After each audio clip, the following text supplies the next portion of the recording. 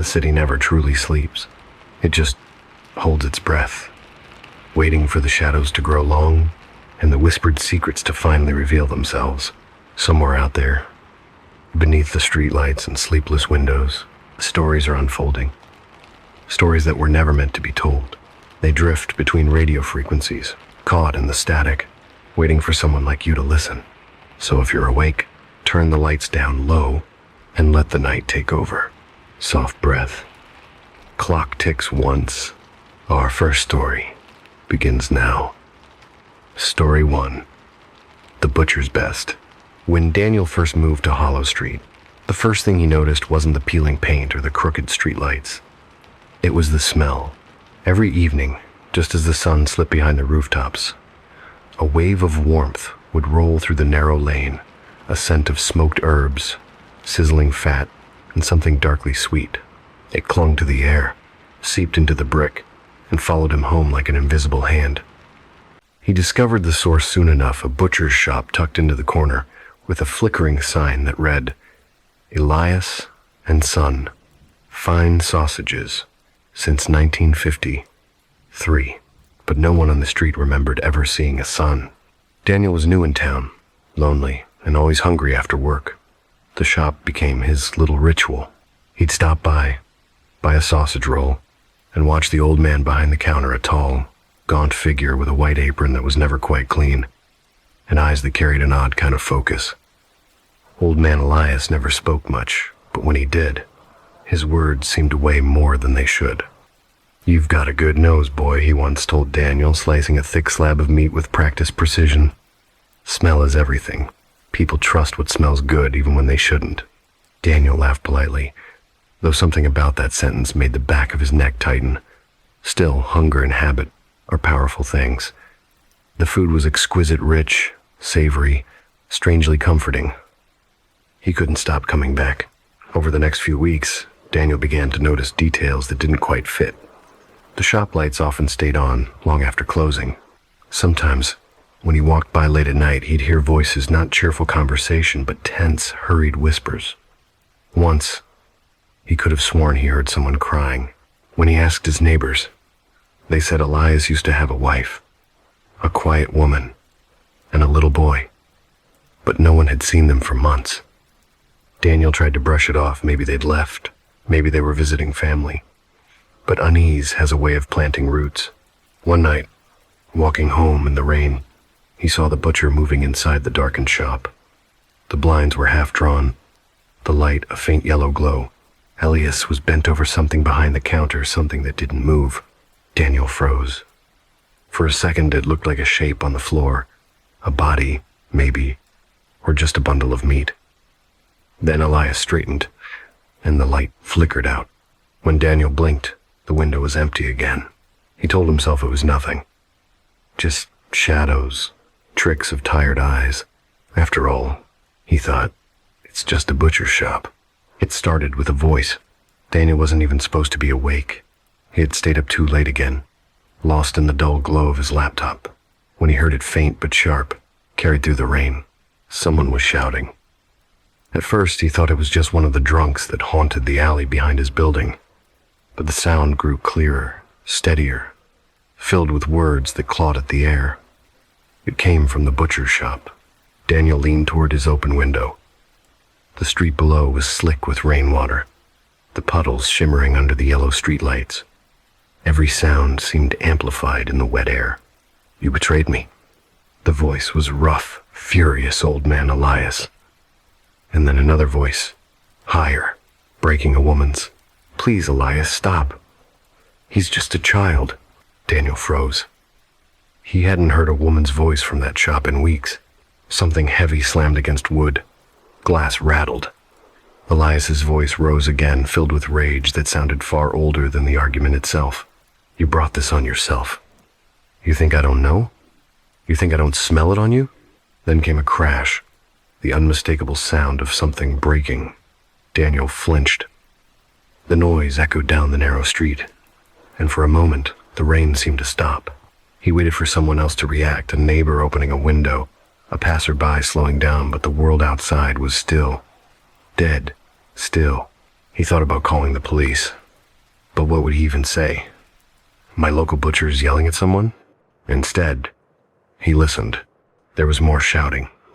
Lower now, muffled. Words he couldn't catch. Then, a silence so sudden it felt wrong. Daniel strained his ears. Nothing. No footsteps. No movement. Just the faint hum of the city, and the rain beginning to fall again. He told himself they'd calmed down. Maybe it was a domestic fight, ugly but ordinary. He didn't want to get involved. He shut the window, drew the curtain, and tried to convince himself he was being paranoid. But that night, he couldn't sleep. Every time he closed his eyes, he saw the outline of Elias through that fogged glass, his sharp shoulders bent over the counter, his hands red from work. He imagined the woman's voice, that tremor of fear swallowed by the dark. When dawn came, the rain had stopped. The street looked freshly washed, cleaner than usual. Daniel walked past the shop on his way to work, pretending not to glance through the window.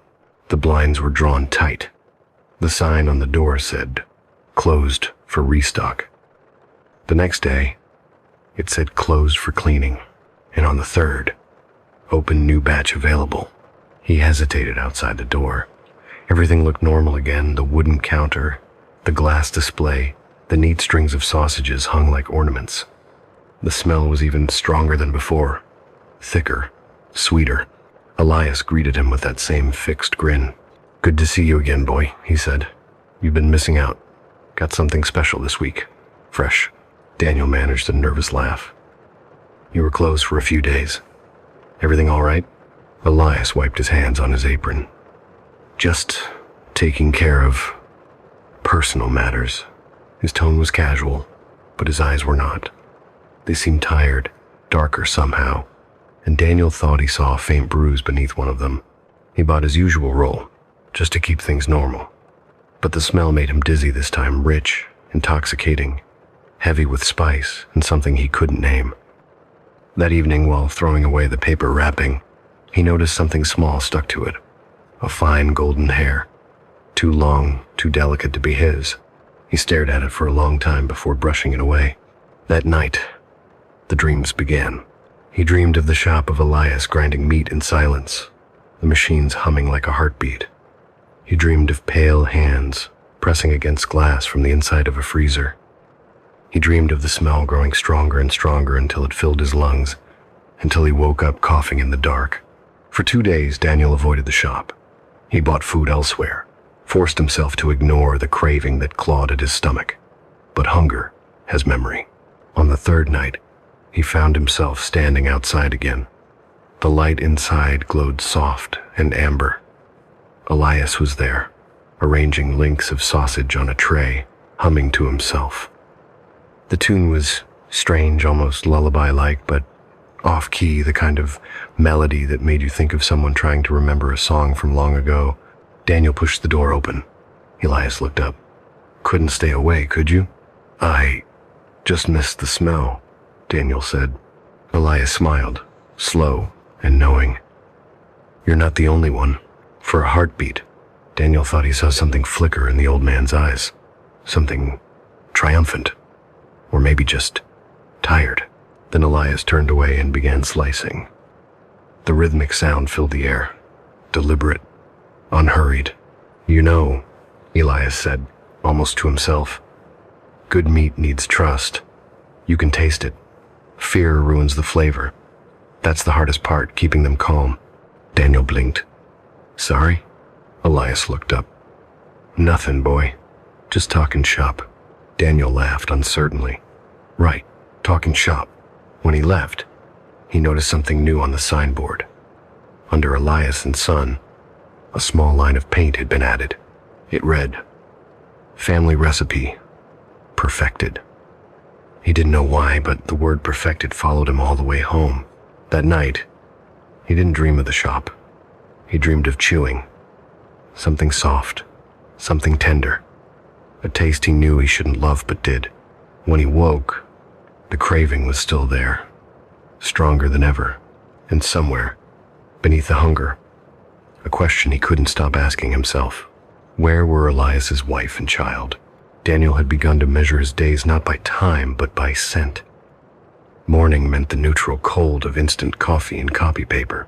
Evening meant that same warm wave rolling through Hollow Street, the thick, smoky perfume of the butcher's shop, curling through every crack in his apartment window. He told himself he'd stop. He'd tried, but the cravings came with a strange insistence, as if the smell itself was calling him by name. On Thursday night, after another long shift at the office, Daniel found himself walking down the wet pavement toward Elias's shop. He didn't even remember deciding to. It was as though his body had moved on its own, following some quiet, invisible pull. The lights were dim inside. Only one bulb glowed in the back, a dull amber halo against the darkness. The glass display was almost empty except for a single tray. A label rested beneath it, written in neat red ink, "Signature sausage, limited batch." Elias stood behind the counter, sharpening a long, thin knife with slow, measured strokes. He looked up when Daniel entered, and for the first time, he smiled in a way that felt genuine. "Ah," he said softly. "I was wondering if you'd come tonight." Daniel hesitated. "You were?" Elias nodded, still sharpening the blade. "This one's special. I thought of you when I made it." "I am." Daniel tried to laugh it off. "I must be your best customer." "You're my most loyal," Elias replied. "That's rarer." The knife stopped moving. Elias wrapped one of the sausages carefully in wax paper, tied it with string, and handed it over with almost ceremonial care. "On the house," he said. Daniel took it, feeling the faint warmth through the paper. "You sure?" Elias's expression didn't change. "Consider it a thank you for your trust." "Nah." Daniel nodded, unsettled, but flattered in some small way. "Well, thanks, I guess." When he left, he could feel the old man's gaze following him down the street. He didn't look back. At home, he poured himself a drink, unwrapped the sausage, and stared at it under the kitchen light. It looked ordinary enough, perfectly browned, glistening with oil. But the smell was stronger now, so thick it almost felt alive. He took the first bite. The flavor bloomed across his tongue, rich, smoky, faintly sweet. The best he'd ever tasted. He chewed slowly, savoring it, closing his eyes as the warmth spread down his throat. For a moment, he felt almost euphoric. Then his teeth hit something hard. He froze. It wasn't the snap of casing or bone, this was different. Sharp, brittle. He pulled it from his mouth. At first, he thought it was a shard of glass. But no, it was softer, pale, a crescent shape, curved slightly at the tip. A fingernail, still attached to the smallest segment of a finger. Daniel stared at it, his mind unable to form meaning. His stomach clenched. The taste in his mouth turned rancid, metallic. He gagged, stumbled to the sink, and spat until his throat burned. He stood there for a long time, gripping the counter, shaking. "It can't be," he told himself. "It's a mistake. It's just some kind of contamination. Maybe a piece of plastic, maybe a trick of the light." But the smell was different now. Beneath the spice and smoke, he caught something faintly sweet and sour, like blood that had turned. He looked down at the sausage on his plate. It glistened innocently under the light, but he could see it now. The uneven texture, the subtle discoloration near the edges. He felt a rising pulse of nausea, but beneath it a strange, reluctant curiosity. He lifted the sausage with a fork and split it open.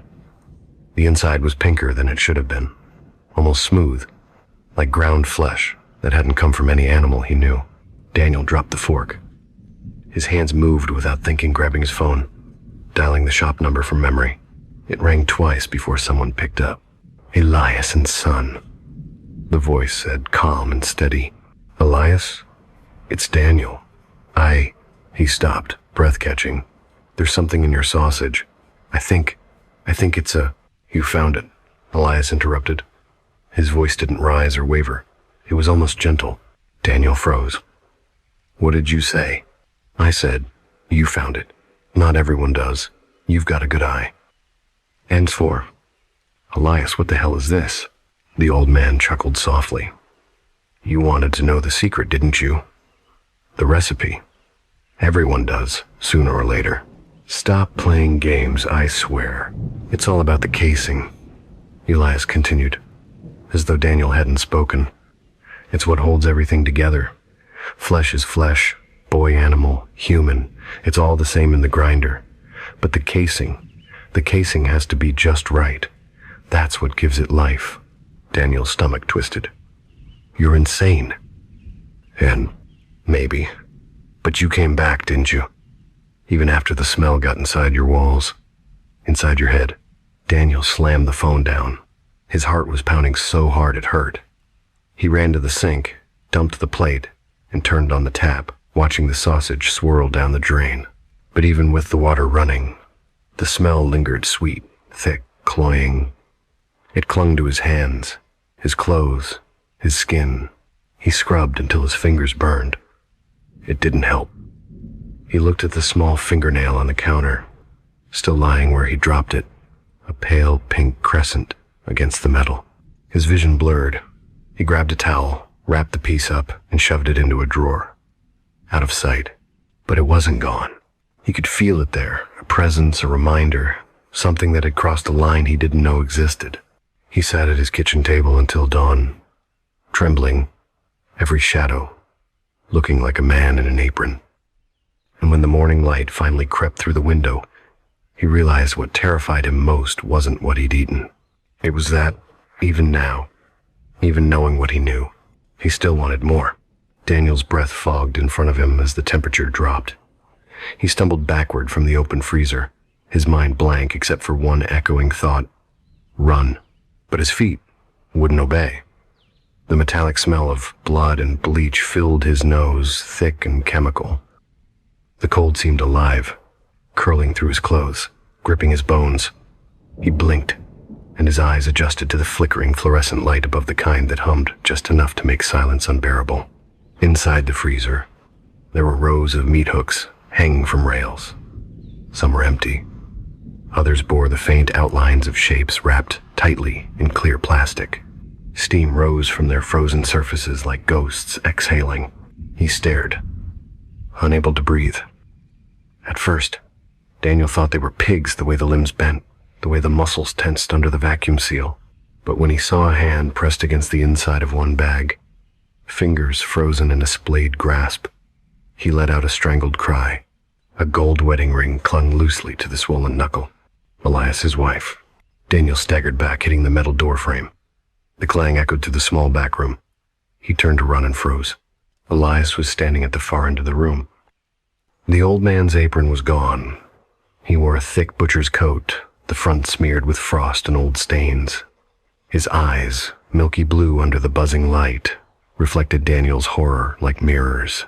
His hands were bare, raw red from cold.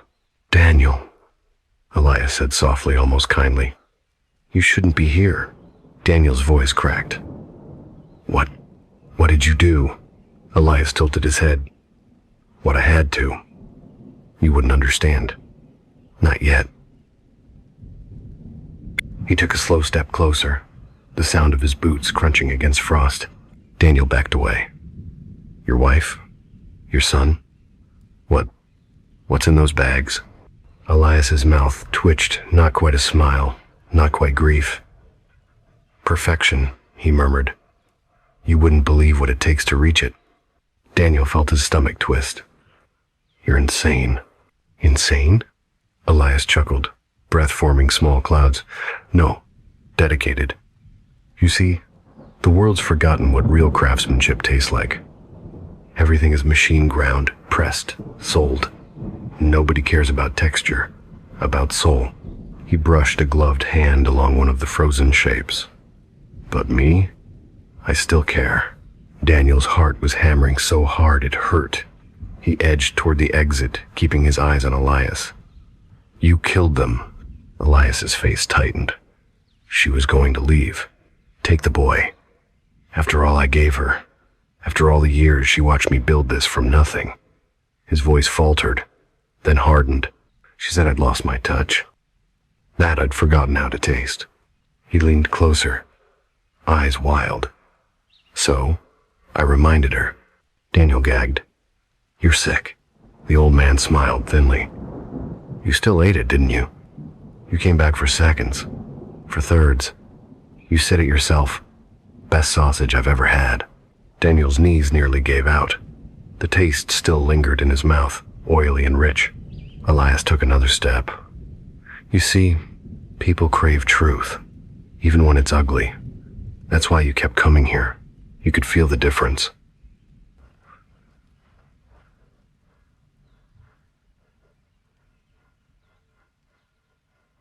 I'm calling the police, Daniel hissed.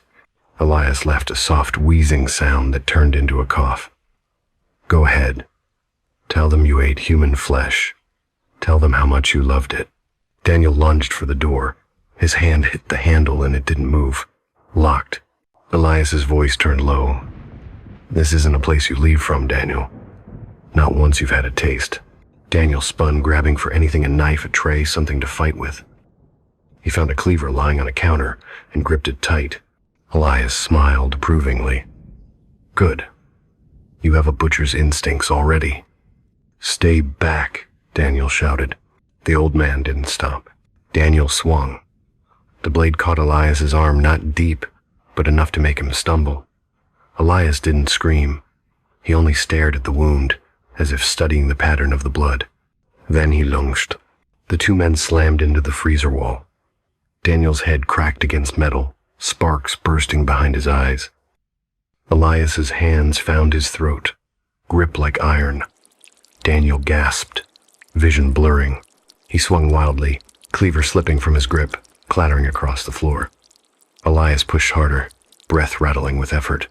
Don't fight it, Daniel. You're part of it now. Daniel's fingers brushed something cold and slick beside him, one of the sealed bags. In a desperate move, he tore it open. The vacuum hissed and a wave of putrid air burst out, making Elias gag. Daniel shoved the contents of frozen, half-decayed arm into Elias's face. The old man screamed. Daniel kicked him away, scrambled for the cleaver, and swung again. This time, it struck bone. Elias collapsed to his knees, clutching his shoulder, eyes wide in shock and fury. Daniel backed toward the door, gasping. His hands were numb from cold and blood. He yanked on the lock again. It gave way with a metallic click. He stumbled into the hallway. The lights flickered, and for a moment he thought he was safe. Then a voice, low and ragged, drifted after him. You'll come back, Elias rasped. They always do. Daniel didn't look back. He ran out into the night, the cold replaced by humid air and the smell of the city. He didn't stop running until he reached his apartment, slammed the door shut, and collapsed to the floor. The cleaver was still in his hand. He sat there trembling, as dawn crept through the window blinds. The silence felt unreal, too normal, too safe.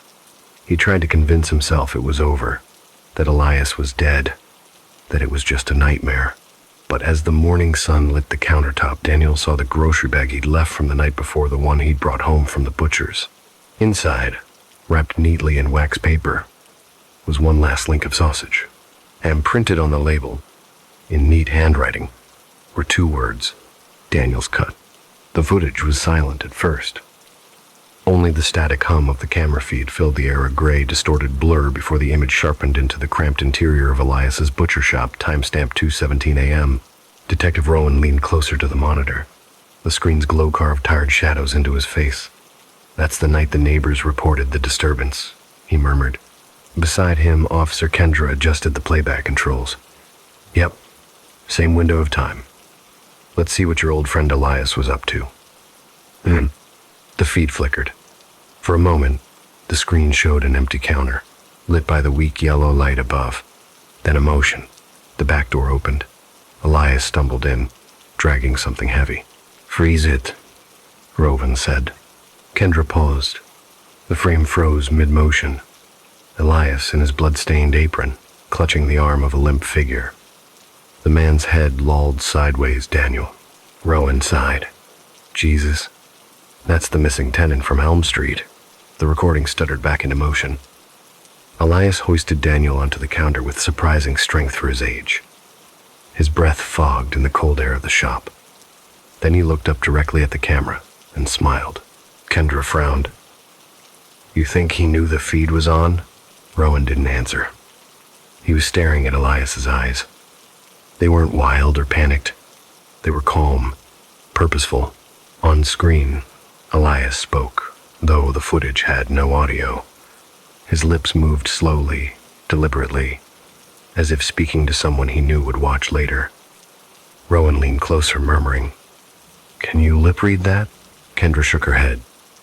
"Something like, 'The final cut,' maybe?" Elias turned away from the camera, moving toward the freezer room. He dragged Daniel's unconscious body by the shoulders, vanishing into the shadowed hallway. The feed jumped a flicker of static, a missing 30 seconds, and when it returned, the counter was clean. The knife rack gleamed, empty hooks swinging gently. The timestamp now read 3:02 a.m. "Fast forward," Rowan ordered. The video sped up. The lights in the shop brightened as dawn crept in through the window. Then, at 7:12 a.m., a customer walked in, a middle-aged man, briefcase in hand. He rang the bell, waited, then shrugged and left. Then the feed cut to static again. Kendra tapped the console. "That's the end of the first file. Next," Rowan said. She loaded another, this one labeled Freezer Cam. The image jumped to a cold blue tone. A single flickering light illuminated the back room. The camera faced a wall of industrial freezers, condensation dripping down their sides. For several minutes, nothing moved. Then a shift, a faint flicker in the corner. One of the freezer doors creaked open. Rowan's hand clenched the table edge. "Play that back slower." Kendra did. The door opened wider. Elias emerged, his face pale, frost clinging to his beard. He held something wrapped in brown paper, the size of a loaf of bread. He walked up to the camera again and set the bundle down in front of it. He looked straight into the lens. This time, his lips were easier to read. "Perfection is pain." He smiled. Then he reached forward and the feed went black. The detective sat in silence for a while. Finally, Rowan exhaled. "Did we ever find him?" Kendra shook her head. "No, not a trace. The body parts in the freezer matched his wife and son mostly, but there were others." "Others?" 6 different DNA profiles. "None identified." Rowan rubbed his face. "So he'd been at it for years." Kendra nodded grimly. "And here's the kicker." She pulled a small envelope from the evidence tray. Inside was a printed receipt, recovered from the shop's cash register. The timestamp matched the night of the video. Rowan squinted at the writing. 1x signature sausage. $14.99. Name on order. Daniel. He frowned. "That was the last sale?" Kendra nodded. "Paid in cash." Rowan exhaled. So Daniel was his last meal. But before he could set the paper down, another thought crossed his mind. "Wait, you said mostly his wife and son were found." Kendra looked uneasy. "Yeah. There were pieces that didn't match either of them. And one freezer had something else." She hesitated. "Go on." Kendra swallowed. "Human skin. Tanned. Treated. Like leather. With writing burned into it." Rowan stiffened. "What kind of writing?" She looked him dead in the eyes. "A name." "Daniel?" Kendra nodded. The official report ended there. But 3 months later, another piece of footage surfaced. It came from a late-night local food blog's upload queue. The channel, Culinary Oddities, Forgotten Flavors of the City. The video had been scheduled to publish automatically, but no one remembered submitting it. The thumbnail was simple. A cutting board, a sausage link, resting neatly on it, pale under a soft kitchen light. The title read, "The Butcher's Best, a Recipe Reborn." And the clip began like a typical cooking video. A man's hands clean, methodical arranged ingredients. Pork, spices, salt, a glistening casing coiled like a pale snake. The voiceover was calm, familiar. "It's all about the grind," the voice said. "The texture, the balance of meat and soul." The camera tilted slightly, revealing the cook's wrist slender, with a faint scar across one knuckle. Then, as he stuffed the sausage, the camera zoomed in on the casing. For a moment, the light caught something beneath the translucent surface, a faint imprint, like writing, a single word, "Daniel." The feed glitched. The voice laughed softly, low and breathy. "The city never truly sleeps," it whispered. "It just waits for the next taste." Then, static. The video ended. Weeks later, Detective Rowan couldn't shake the case. He'd seen the footage removed, flagged, scrubbed by the department's cyber team. But late one night, while reviewing archived files, he found something that shouldn't have been there, a new folder, added after the system was supposedly sealed. It was titled simply, "The Final Cut." Inside was one file. No timestamp, no metadata, just a looping, low-resolution video. It showed a butcher's counter. Empty. Clean. Then, after a few seconds, a single hand-gloved, steady placed a fresh sausage on the counter. It gleamed faintly under the light, and beneath the video, a line of text appeared in red, flickering like a heartbeat. Made fresh every night. Locally sourced. The loop restarted. The shop reopened 2 months later, under a new name. Midnight Meats. New owner, new paint, new signage. No connection to the Elias family, at least on paper. But the locals still whispered. They said that sometimes late at night, you could see the backlight flicker through the window as if someone were still working in the freezer. And if you listened closely, over the hum of the city, you could almost hear it, the soft, rhythmic sound of a knife gliding through meat. And a voice, whispering gently, almost lovingly, "Perfection takes time." Story 2. The tenant on floor 4. Elias had never been much of a people person. He liked his job precisely because it allowed him to stay invisible. The quiet night shift doorman at the Wilford Arms Apartments, a decaying old building at the edge of the city's forgotten district. The kind of place where the wallpaper peeled like dead skin and the elevators sighed with every trip. He didn't mind the solitude. In fact, he preferred it. He'd make his rounds, check the locks, wipe down the front desk, and when his shift was finally done around 3 in the morning, he would pour himself a cup of instant coffee, open the blinds behind the security booth, and look across the street. That's when the real part of his night began. Opposite the Wilford Arms stood another building, shorter, older, and much darker. Its 4th floor was directly aligned with the doorman's booth. And right there in the center window was the apartment that fascinated him. The light came on every night at exactly 3:15. Sometimes it flickered first, as though someone had been fumbling for the switch in the dark. Sometimes the curtain moved before it did. Through his binoculars' old military issue ones he'd found at a pawn shop, he could see just enough to make out the outlines of whoever was inside. At first, it was a man. Middle-aged, heavy-set, always in a white undershirt, sitting by the window with a drink. Elias would watch him smoke until dawn. Then, one night, the man was gone. The next evening, a young woman appeared, slender, with hair that glowed auburn in the dim light. She moved gracefully, almost like she knew she was being watched. Elias told himself not to read into it. People moved in and out all the time. The city never stopped shifting, but there was something odd about that apartment. No one ever came or went during the day. The blinds were always drawn. And yet, each night, without fail, someone new was living there. A teenage boy, a bald man, a woman with a child. Every few days, the faces changed, but the routine stayed the same. Lights on at 3:15, curtains half open, shadows moving inside like scenes from a play performed for an audience of one. Elias knew it was wrong to watch, but curiosity, once fed, becomes hunger. He began taking notes, times, descriptions, patterns. He started keeping a little logbook. 3:15 a.m. Elderly man in chair. 4, 2, stands, turns toward window. 4, 7, gone. He began to notice stranger things.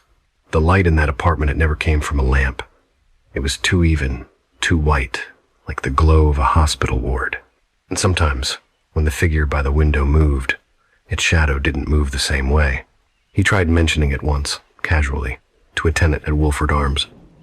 The man just looked at him blankly. "That building," he said. "Nobody lives there anymore. It's been condemned for years." Elias laughed it off. But the thought clung to him. The building looked empty by day. Yes, no mailboxes, no working lights. But at night, that window was alive. And so, each night Elias kept watching, until one evening, he saw her. A woman young, maybe late 20s. She wore a cream-colored nightgown, simple and clean. She stood by the window, brushing her hair. When she turned, for the briefest moment, her eyes seemed to meet his through the glass. Elias froze, binoculars halfway down. His heart stumbled in his chest. But then she smiled, not a shy, accidental smile, a knowing one, as though she had expected him. He closed the blinds immediately, embarrassed by a heat that wasn't entirely fear. He didn't sleep that morning. When he returned to work the next night, he promised himself he wouldn't look again. But at 3:15, as if under a spell, he reached for the binoculars. The light was on, but the woman was gone. The curtains stirred slightly, as though someone had brushed past it, and then the window went dark. Elias waited. Minutes turned into hours. The light never came back. It was the first time in weeks that it stayed off. He told himself it was nothing, maybe she'd moved, maybe the bulb had blown. But something in his gut twisted. Because for the rest of the night, even after he'd pulled the blinds closed, he couldn't shake the feeling that the darkness across the street was looking back. Playback starts. Hallway camera. 4th floor. Timestamp 2. 46 amperes. M. June 14th. The light flickers. A tall, thin man appears at the far end of the corridor, walking unevenly, dragging one leg slightly, as if it were heavy. He stops in front of apartment 404, a door sealed with yellow police tape after the death of the butcher, Harold Kemp. He's holding a freezer bag, gloved hands trembling. Then, faint scraping tap, tap, tap as he rakes his fingers across the wood. The door opens. No one comes out. No one goes in. The door simply opens, and the man vanishes from the frame. Morning. Evelyn Marsh, the young tenant living across from 404, wakes to the sound of metal clattering in her kitchen. She lives alone. When she walks in, the fridge door stands wide open. A trail of dark liquid seeps from the bottom, spreading across the tiles. She bends down. The smell hits her sharp, metallic, sour, not spoiled meat, blood. She checks the freezer, but all her food is untouched. Only the ice tray has changed, every cube tinted faintly pink. That night, she can't sleep. Every few minutes, she hears 3 knocks coming from the apartment across the hall, evenly spaced, precise, like a coded signal. On the 3rd night, she finally steps outside. The corridor is silent, the air unusually cold. Through the peephole of 404, she spots a scrap of paper caught under the door. She reaches down and pulls it free. One line of shaky handwriting reads, "You hear him too, don't you?" Below it, in a darker pen, "If you do, don't answer." Her hands shake. She drops the note, turns the deadbolt twice, and steps back. But when she turns to her table, the note is there again, placed neatly beside her glass of water. The next morning, Evelyn goes to the building security office. The guard, Carl, is an old man with pale eyes and a cigarette trembling between his lips. "The cameras on the 4th floor are dead," he says. "Been that way for weeks. Nobody wants to fix them, says it's too cold up there." "Too cold?" Evelyn asks. Carl hesitates, then mutters, "If you hear knives scraping at night, don't look outside." Night 5. Evelyn wakes to the sound of dragging something heavy being pulled along the floor outside her door. Then, a voice. Low, hoarse, close. He said, "I'd never be forgotten." She covers her mouth, heart hammering. The dragging stops. Then, 3 knocks. Cautious, deliberate. Cock, cock, cock. A dry laugh follows, hollow, breathless, and then silence. Evelyn grabs her phone, opens the camera app, and points it toward the crack under the door. Static. The light flickers on screen, and then she sees it, a hand gripping the doorknob of 404 across the hall. The skin gray and tight, nails black, the pinky missing.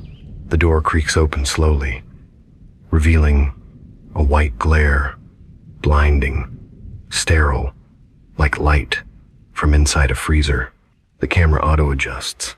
The image darkens, and through that frozen light steps a figure, bare, thin, skin flaking like frost, joints stiff as if frozen mid-movement. Evelyn screams and drops the phone. When she looks again, the hallway is empty. 404's door is closed. The next day, she brings the footage to the police. They watch, rewind, replay. "There's nothing here," one officer says. "Just glare from your light."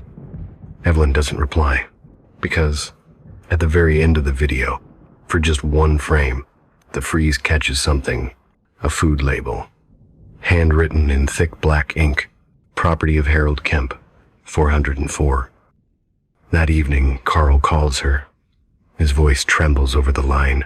"Miss Marsh, I checked the lobby footage. Someone carried a big cooler up to your floor around 2 a.m. Label said Kemp's Butchery. Face was blurred, or maybe frost, covered. I don't know. Do you still have the clip?" she asks. "I did," Carl says. "But when I tried to replay it, it's just black, like the tape froze." He poses, voice cracking. "You need to leave that apartment, ma'am, tonight." Evelyn starts packing. She's almost done when she hears the sound of a door creaking open. She freezes. It's coming from across the hall. The air turns heavy. Her breath fogs in front of her. The door of 404 is wide open. Inside, darkness dense, humming faintly, like the low whir of a refrigeration unit. She steps closer.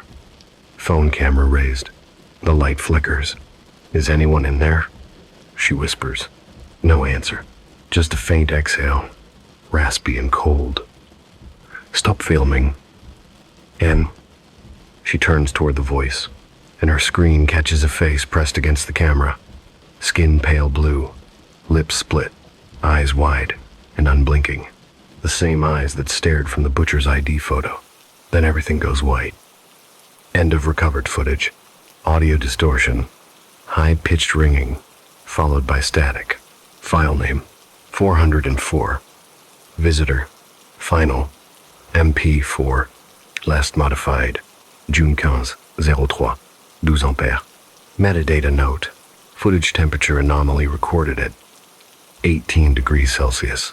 The building on East Grove was eventually condemned, though no one could quite agree on the reason.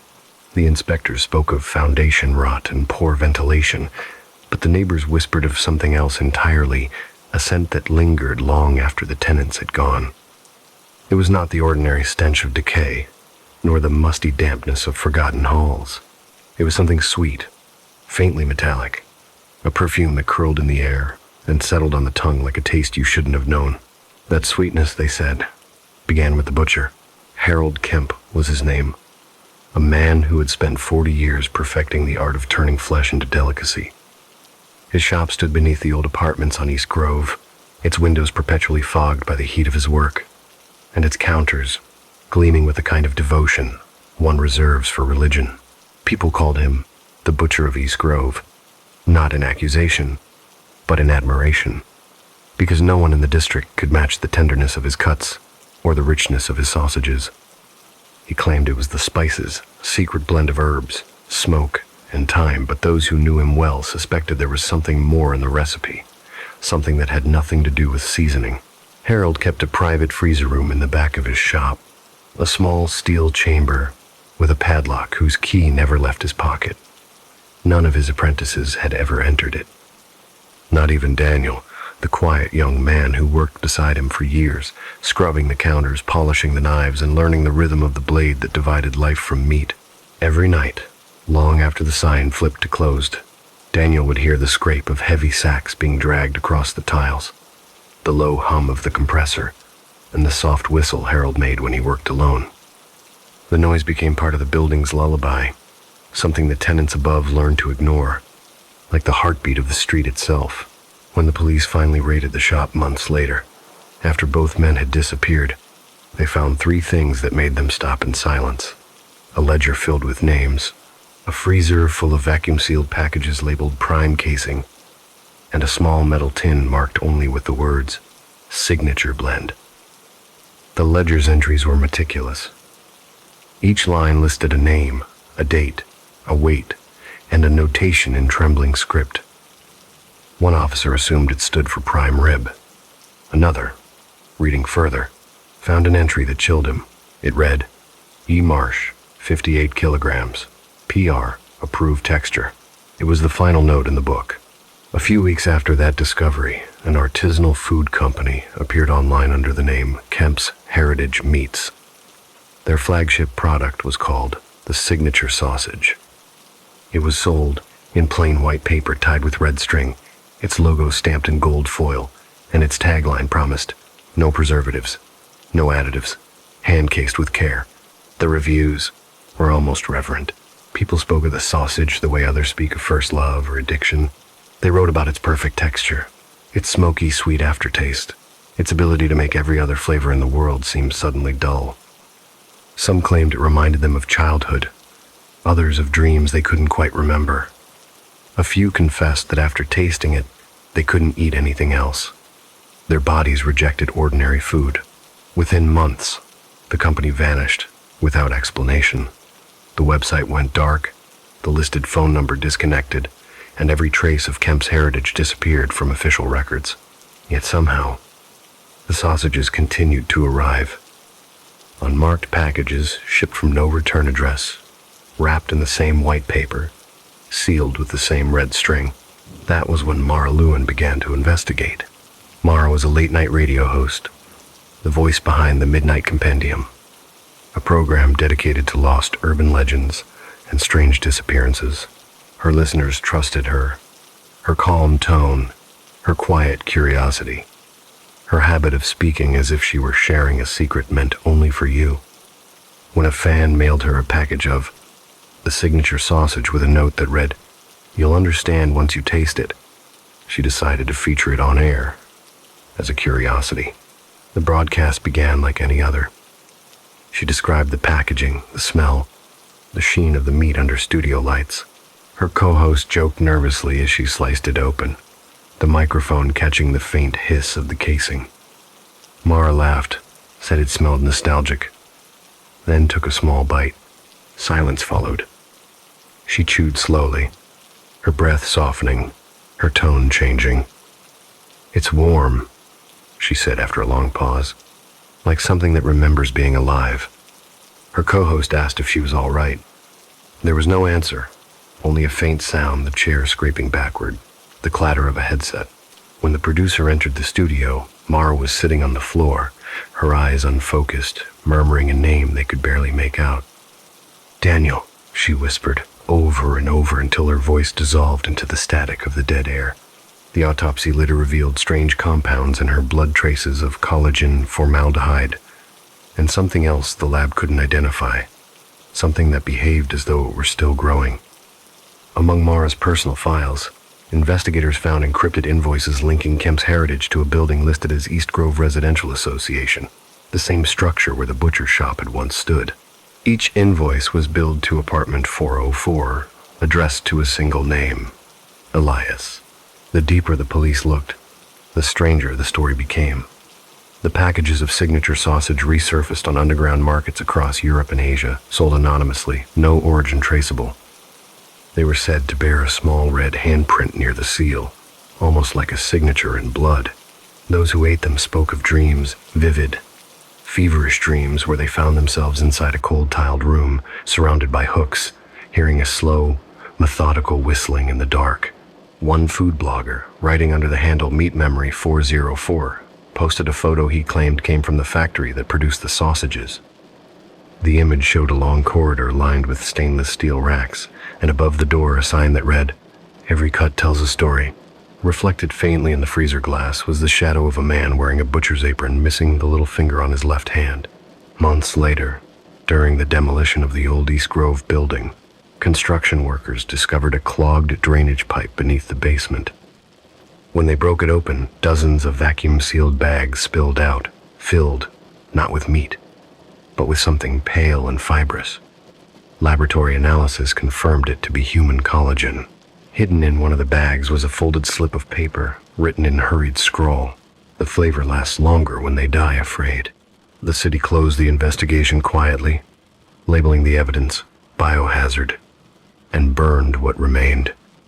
But legends have a way of persisting, like stains that never wash out. 2 years later, a popular food vlogger in Tokyo unboxed what he claimed was one of the last surviving signature sausage packages. Laughing into the camera, he said he'd eat it live.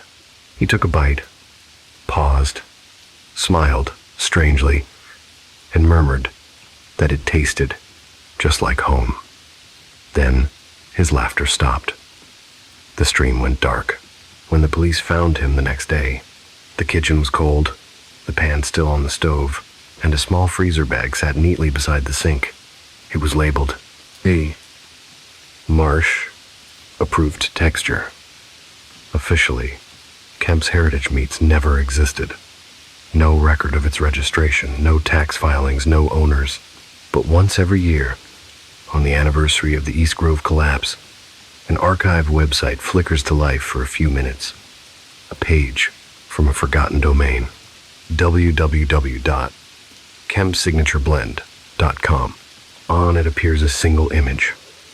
A spiral of golden sausage gleaming under soft light. Beneath the image, a short description reads, "Crafted with care, refined by time, preserved in fear." And at the bottom, one final line. "Next batch ships June 14. Limited availability." Those who live near the ruins of East Grove still say that, on warm nights, a strange sweetness drifts through the air, not quite the smell of food, but something close, something that reminds them of hunger and memory and loss. Some dismiss it as the wind through the vents. Others claim it's the freezer doors opening again. But for those who have tasted it, truly tasted it, there is no mistaking the scent. It rises behind them like a whisper, warm and intimate, curling around the mind like a promise that never fades. They call it by the only name it ever needed, the signature sausage. Elias had always thought of the basement freezer as the building's cold heart, a humming, frigid room where tenants stored meat and groceries when the summer heat made refrigerators sweat. But after that night, he couldn't stop thinking about the heavy metallic door at the end of the hall, the one that never opened, the one with frost crawling around its hinges like veins beneath pale skin. He came back after midnight, when the city had gone quiet except for the faint hiss of the distant streetcars. The hallway leading down was darker than usual, lights flickering in and out, like the building itself was trying to discourage him from continuing. He carried his flashlight in one hand, and the keyring that jangled softly in the other, every key identical, except for one, the black one, cold even in his pocket. It wasn't supposed to exist. The building had no record of an additional freezer room. No tenant had access. No one should have had the key. Yet it had been slipped under his door that morning, tied with a ribbon of human hair. The lock turned with a sound like cracking bones. Cold air poured out, sharp and heavy, almost wet. His breath clouded before his face. The beam of his flashlight revealed slabs of meat hanging from hooks, but they weren't wrapped in paper or plastic. They were human forms, inverted, pale, the flesh marbled and stiff. Some still wore remnants of clothing. Some didn't. On the floor beneath them were discarded shoes, earrings, watches, and a child's tiny sneaker, soaked through and frozen into the cement. At the back of the room stood an industrial grinder, caked with frozen red matter. The motor clicked once, twice, as if it wanted to start again, eager to work. Elias could barely breathe. His hand trembled as he wiped the frost from a metal rack. His fingers brushed against a tag pinned to one of the bodies, a tag with handwriting he recognized. His own. It was his name, written in his usual block letters, dated 2 days ahead. The sound of footsteps echoed behind him, soft, deliberate, approaching from the doorway. He turned, flashlight beam slicing through the mist, catching on a reflection something wet, glistening, and red. The thing that stepped forward wore the face of the young woman from apartment 404, but it didn't fit right. The skin sagged at the jawline, eyes misaligned as if glued into place. Beneath it, the raw muscle twitched with every movement. Its smile peeled the mouth too wide. "You shouldn't be here, Elias," it said, the voice muffled, distorted like someone speaking through water. He stumbled back, flashlight dropping to the floor, rolling in a dizzy spin of white light. The thing advanced, dragging something in its hand, a strip of skin, long and limp like a butcher's apron. "You watch us every night," it whispered. "Now you'll stay. You'll keep forever." The door behind him slammed shut with a blast of air so cold it burned. Frost bloomed across the metal like spreading veins. He turned and pounded against it, shouting for help, but his breath froze midair and fell like dust. The light flickered once more, and in that brief glow, he saw what was written on the wall in what looked like blood words scrawled unevenly, over and over. Every building has a caretaker. By morning, the basement was locked again. No one noticed the silence of the Gakkua. No one asked why the freezer room stayed sealed. But sometimes, when the temperature dropped too quickly, tenants swore they could hear faint tapping beneath the floorboards, as if someone were knocking to be let out. A week after Elias vanished, the building fell eerily quiet. The tenants whispered, of course, about the Gakkua who never clocked out, about the strange draft that now swept through the stairwell, the faint smell of raw meat near the basement, but no one dared to ask questions. In a city like this, silence was cheaper than curiosity. Then, one night, a new resident moved in, a freelance videographer named Jonah. The rent was absurdly low, and the landlord's only warning was, "Don't bother the freezer downstairs. It's sealed." Jonah laughed it off. Every old building had its superstitions. The first few days were normal. He spent his nights editing late, half listening to the hum of pipes and distant plumbing. But one evening, while reviewing footage from a documentary project, Jonah noticed interference on his screen, static crawling in from the edges, forming brief flickers of movement that didn't belong. At first, he thought it was just video corruption. But when he paused the playback, he realized the images were live. His camera was still pointed at the window, recording the view of the opposite building, the same angle where, unbeknownst to him, Elias once aimed his binoculars. In the frame, the window of apartment 404 was wide open. A woman stood inside. She waved slowly, her face pale beneath the yellow light. Jonah frowned, leaning closer. The woman's face seemed detached. It didn't move quite right when she smiled, as if stretched too tight over something else. He played back the clip, frame by frame. The static thickened, lines twisting across the video feed like veins under skin. And then, a new shot appeared, one he hadn't filmed.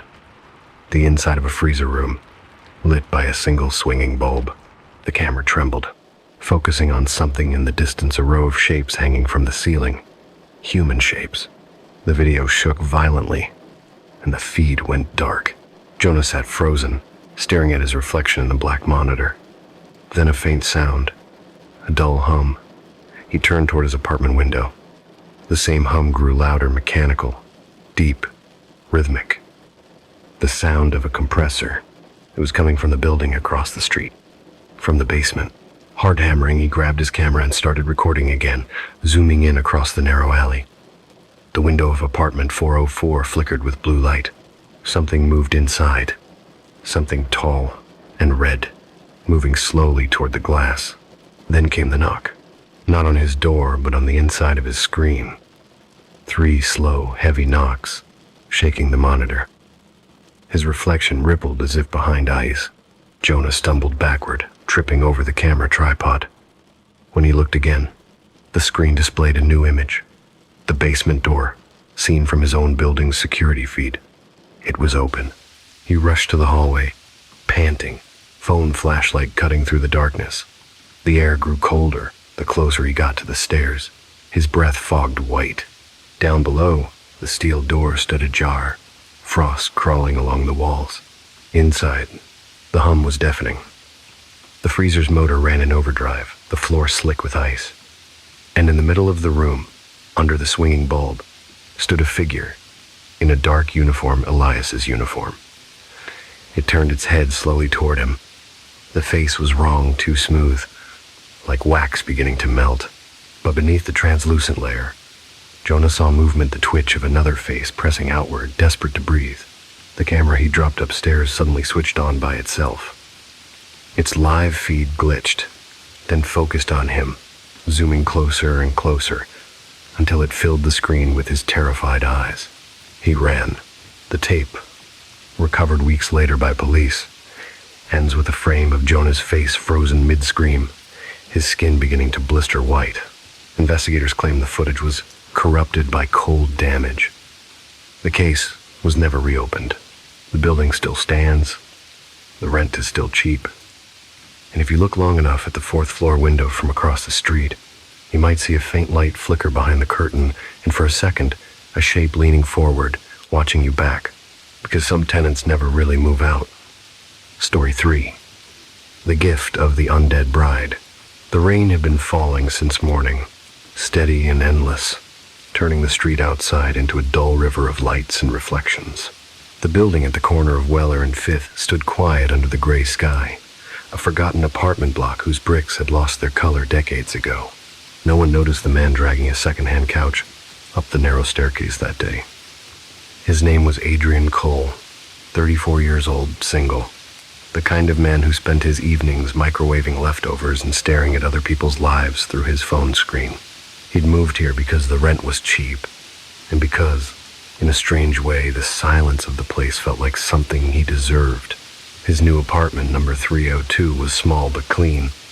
The floorboards creaked under every step. The walls smelled faintly of dust and old wood. Outside his single window, he could see the neon sign of a laundromat flickering between open and pen, as if even the sign itself was too tired to keep going. For the first time in months, Adrian slept soundly that night. The next morning, he met her. She was standing by the mailboxes in the lobby, wearing a long beige coat and holding an umbrella that was still dripping onto the tile floor. Her face was pale, soft-featured, framed by hair the color of candle smoke. When she looked at him, her eyes seemed almost translucent, a blue so light it was almost white. "Hi," she said quietly. "You're new here." Adrian smiled awkwardly, brushing rain from his jacket. "Yeah, just moved in yesterday." "I'm Mara," she said. "I live in 304 next door." Something in her voice made him look up. There was a pause before she spoke each sentence, like she was choosing her words carefully, as if language itself was something she had to remember how to use. "Nice to meet you, Mara," he replied. She smiled. It was a faint smile, the kind that flickers and disappears before you're sure you saw it. They spoke only a few minutes, about the broken elevator, about the noise from the street, about how the city never really got dark because of the neon outside. But when Adrian went upstairs later that day, he found a folded piece of paper slipped under his door. "If you ever need help with anything, knock twice on the wall. M." He smiled, amused. It felt like something from another time, a neighborly gesture in a place that seemed to have forgotten what kindness was. Over the next few days, he heard small sounds from next-door footsteps at odd hours, the sound of furniture being moved, sometimes a faint humming, low and tuneless. He thought of knocking to introduce himself properly, but something always held him back. Still, he began to notice small things. Each morning, when he stepped into the hallway, there was a faint smell in the air, not perfume, not cooking something metallic, like coins held too long in the palm of your hand. And once, when he came home early from work, he found the door to 304 slightly open. He hesitated. Through the narrow gap, He saw movement, just a shadow, gliding across the wall. Then a hand, pale and thin, slowly pushed the door shut. That night, Adrian dreamed of water dripping somewhere in the dark. When he woke, he thought he heard it still, a soft, irregular dripping, but when he checked his faucet, everything was dry. The next evening, there was a knock at his door. It was Mara, holding a plate covered with foil. "I made something," she said softly. "You shouldn't eat alone on your first week here." She stepped inside like she'd been there before. Adrian felt strangely nervous, not because she was a stranger, but because of how comfortable she seemed in his apartment. She set the plate on the table and uncovered it. It was stew, rich, red, fragrant. The scent filled the room instantly. "It smells amazing," he said, trying to sound casual. Mara smiled again. That same faint, vanishing smile. Old family recipe. They ate together. She barely touched her food. Instead, she watched him, not directly, but with a quiet attentiveness, like she was studying the way he held his spoon, or how often he blinked. When he asked about her work, she said she wasn't working right now. "Just resting," she murmured. "After everything." He didn't press. There was something fragile about her presence, like she might crumble if he asked too much. By the time she left, the stew pot was empty. Adrian felt warm, heavier somehow, as if he'd eaten more than food, something deeper, something that filled a space in him he hadn't known was empty. Before she went out the door, she turned and said, "I'm glad you moved here. This place feels less lonely now." He nodded, smiling, though her words left a strange echo in the room after she was gone. That night, the dripping returned, louder this time. He traced the sound to the wall they shared behind his bed. When he pressed his ear to it, he could almost hear something beneath the dripping, like whispering, soft and muffled, in a language he couldn't place. He stayed there for nearly a minute, listening. Then, faintly, someone knocked twice from the other side. He froze. "Mara?" he called. No answer. He waited, his breath fogging the cold air. The building seemed to hold its breath with him. Then, slow, deliberate, came two knocks again. The next morning, he saw Mara in the hallway. She looked pale, even paler than before, but her smile was easy, warm. "Did you sleep well?" she asked. "Mostly," he said, hesitating. "I thought I heard something from your apartment." Her smile didn't waver. "You shouldn't listen through walls, Adrian. Some sounds aren't meant for everyone." And before he could reply, she turned and walked back into 304, the door closing without a sound. That night, he dreamed again of water dripping onto cold tiles, of footsteps moving behind him in a corridor that never ended, of a soft, feminine voice whispering something he could almost understand. When he woke, the smell was back. Metallic. Sweet. Familiar in a way he couldn't explain. He went to the wall and pressed his palm against it. It was ice cold, and beneath that chill, he could feel something faint, rhythmic, like a heartbeat. Adrian woke the next morning to an odd calmness. The city outside was alive, car horns, footsteps, a barking dog, but inside, it was as if his apartment were sealed off from the world. The air was cold enough that his breath fogged faintly when he exhaled. He wrapped a blanket around himself and sat by the window, staring down at the street. He could see the flickering sign of the laundromat again. Ope, pen, ope, pen. The rhythm matched something inside his head, a kind of mechanical heartbeat. He tried to shake it off and focus on work. His laptop hummed on the small desk by the wall. He typed, deleted, and retyped, but his thoughts kept drifting toward apartment 304. The wall behind him felt alive, faintly humming.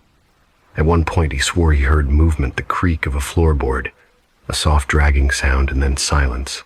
That evening, he saw Mara. Again. She appeared at his door at exactly 7 o'clock, as if the moment were scheduled. Her hair was still damp from the rain, clinging to her temples, and her eyes were even paler tonight, like frost under candlelight. "I thought you might be hungry again," she said, holding a tray covered with linen. Adrian laughed lightly, though something about her precision unsettled him. You really don't have to keep feeding me. I like cooking, she said, stepping inside. It keeps me focused. The stew tonight was darker, thicker, and fragrant in a way that filled the whole apartment. Adrian didn't ask what was in it. The smell was intoxicating rich, earthy, tinged with something faintly sweet and coppery.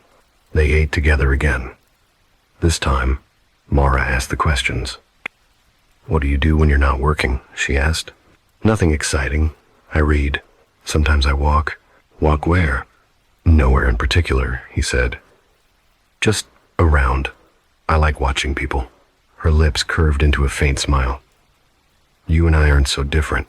She reached across the table, brushing his hand lightly. Her skin was ice cold. For a moment he thought he felt the faintest tremor beneath it, as though something beneath the surface of her flesh was shifting, moving. He didn't pull away. Instead, he said softly, You should get out more. You're so pale. Maybe some sunlight. Her hand stiffened instantly and she drew it back. I don't go out in the sun, she said quietly. It hurts. Her voice changed lower, almost a whisper, and for a brief moment, her eyes seemed to lose their color completely, going a kind of cloudy gray, like smoke trapped in ice. Then she smiled again, and it was gone. Adrian told himself. He imagined it. After she left, he sat at the table long after the dishes were cleared, staring at the empty plate. The stew's aftertaste clung to the back of his throat, metallic and warm. He drank glass after glass of water, but the flavor wouldn't go away. That night, he couldn't sleep. He lay on his back, staring at the ceiling, listening. Somewhere beyond the wall, he heard soft thuds, rhythmic, gentle, like someone pacing slowly back and forth. At one point, he heard what sounded like humming the same off-key tune she'd hummed when he first met her. Then, around 3 a.m., the sound changed. It wasn't walking anymore. It was dragging. Something, or someone, was being pulled across the floor. The sound came closer to the wall, then stopped abruptly. Adrian sat up, heart pounding, listening so hard that the silence afterward became deafening. He pressed his ear to the wall. The surface was cold again, wet even. When he pulled back his hand, his fingertips glistened with something thin and reddish. He didn't turn on the light. He didn't want to see. The next morning, he went to work late. His boss asked if he was feeling okay. Adrian said he hadn't been sleeping well. The truth was, every time he closed his eyes, he saw her face pale, perfect, hovering just beyond his thoughts. When he came home that night, there was a note taped to his door. Come over for dinner tonight. 8:00 M. He hesitated at first. Something inside him screamed to ignore it, to lock the door, to sleep through the night. But another part of him, deeper and lonelier, told him he couldn't. At exactly 8, he knocked on her door. The apartment looked different from what he expected. Sparse, almost sterile. The curtains were drawn tight, the walls bare. The only furniture was a small table in the center of the room, set for 2. Candles burned low, flickering faintly, their wax dripping like slow tears. Mara appeared from the hallway, wearing a white dress that looked antique, the fabric thin and yellowed at the edges, like something found in a trunk. She smiled when she saw him, but her movements were odd, slow, almost rehearsed, as if she were remembering how to move her limbs correctly. You came, she said softly. You invited me, he replied, trying to sound lighthearted. Would have been rude not to. Her smile widened, just slightly too much. They sat, and she served him. The meal was red again, richer than before, but she didn't eat. She only watched. After a while he asked, Don't you ever get lonely, living here alone? I'm not alone, she said. The words were so calm, so certain, that for a moment he didn't know what to say. Then, before he could ask what she meant, there was a noise, faint but distinct, coming from the back of the apartment. Something metallic shifting. A slow scrape, followed by a dull thump. Mara didn't move. She only tilted her head slightly, listening. Old pipes, she said softly. This building is full of noises. But her tone betrayed her too careful. Adrian tried to laugh it off, but his appetite was gone. When he looked at her again, she was staring directly at him, not blinking, not breathing, eyes pale and glimmering in the candlelight. This silence stretched until it felt unbearable. Finally, she said, "You remind me of someone I used to know." "Him?" "Yeah." His voice cracked slightly.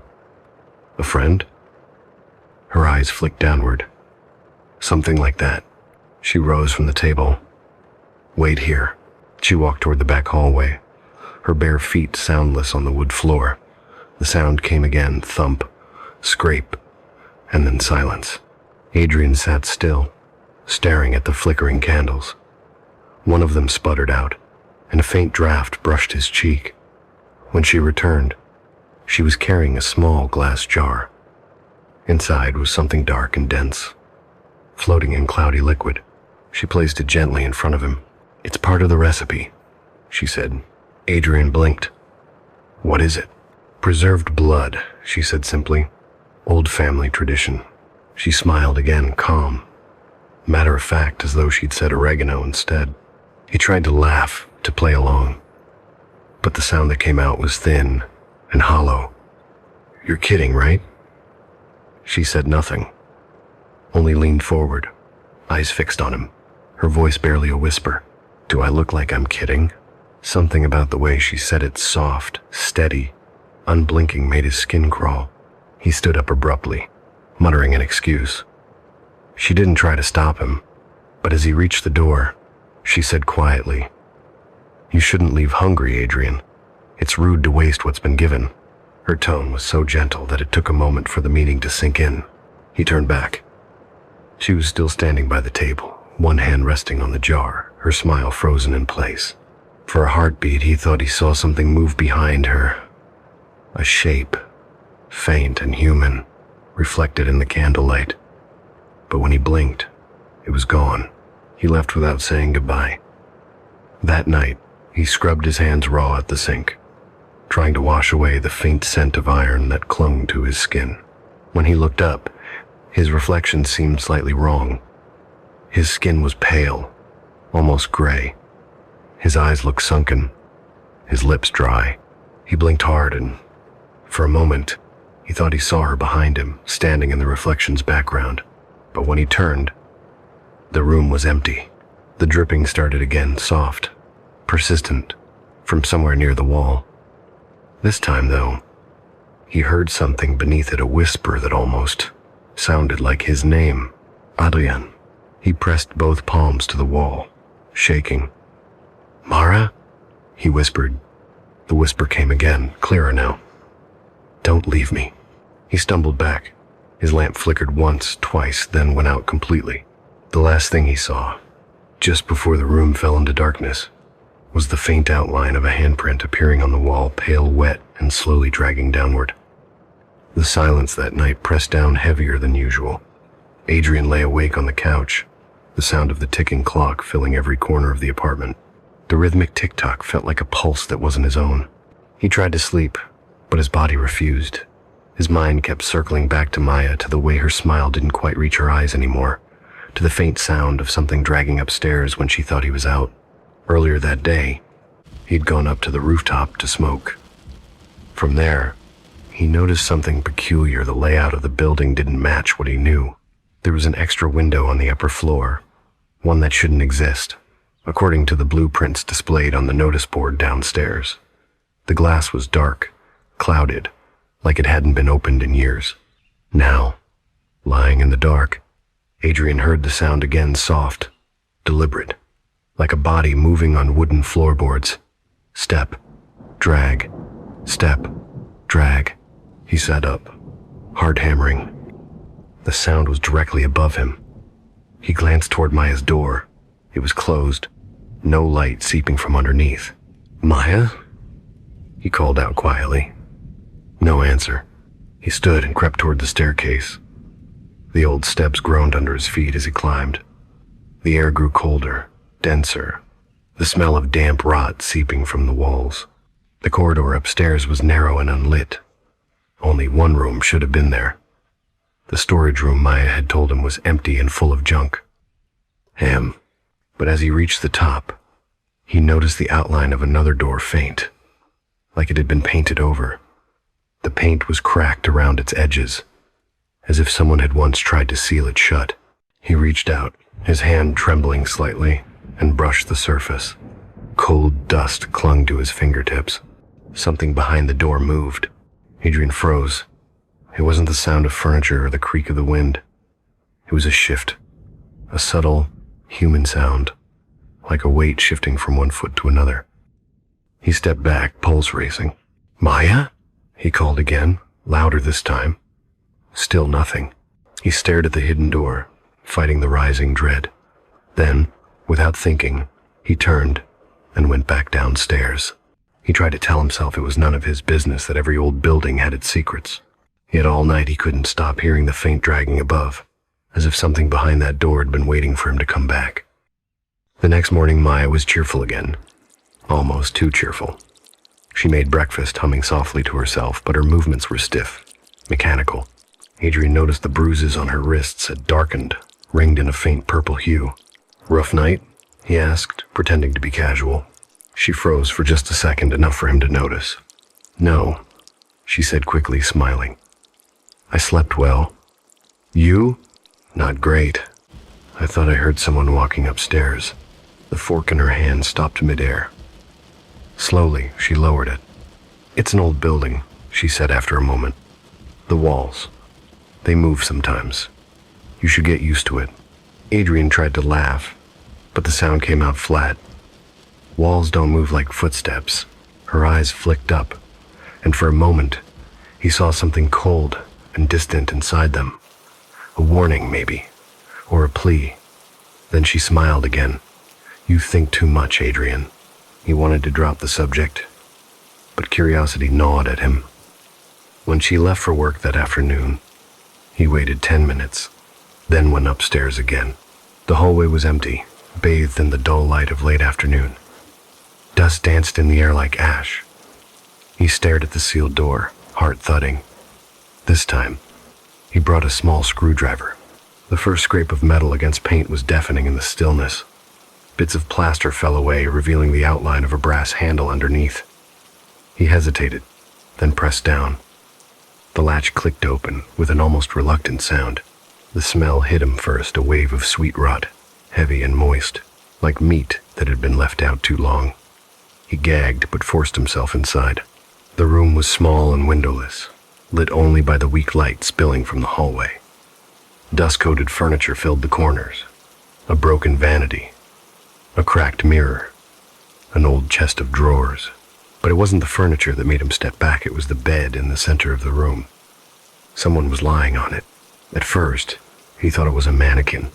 The figure was wrapped in what looked like thin, translucent sheets, layers of gauze clinging tightly to the body.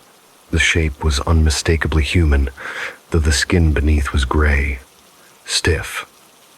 A faint smell of formalin hung in the air. Adrian's breath hitched.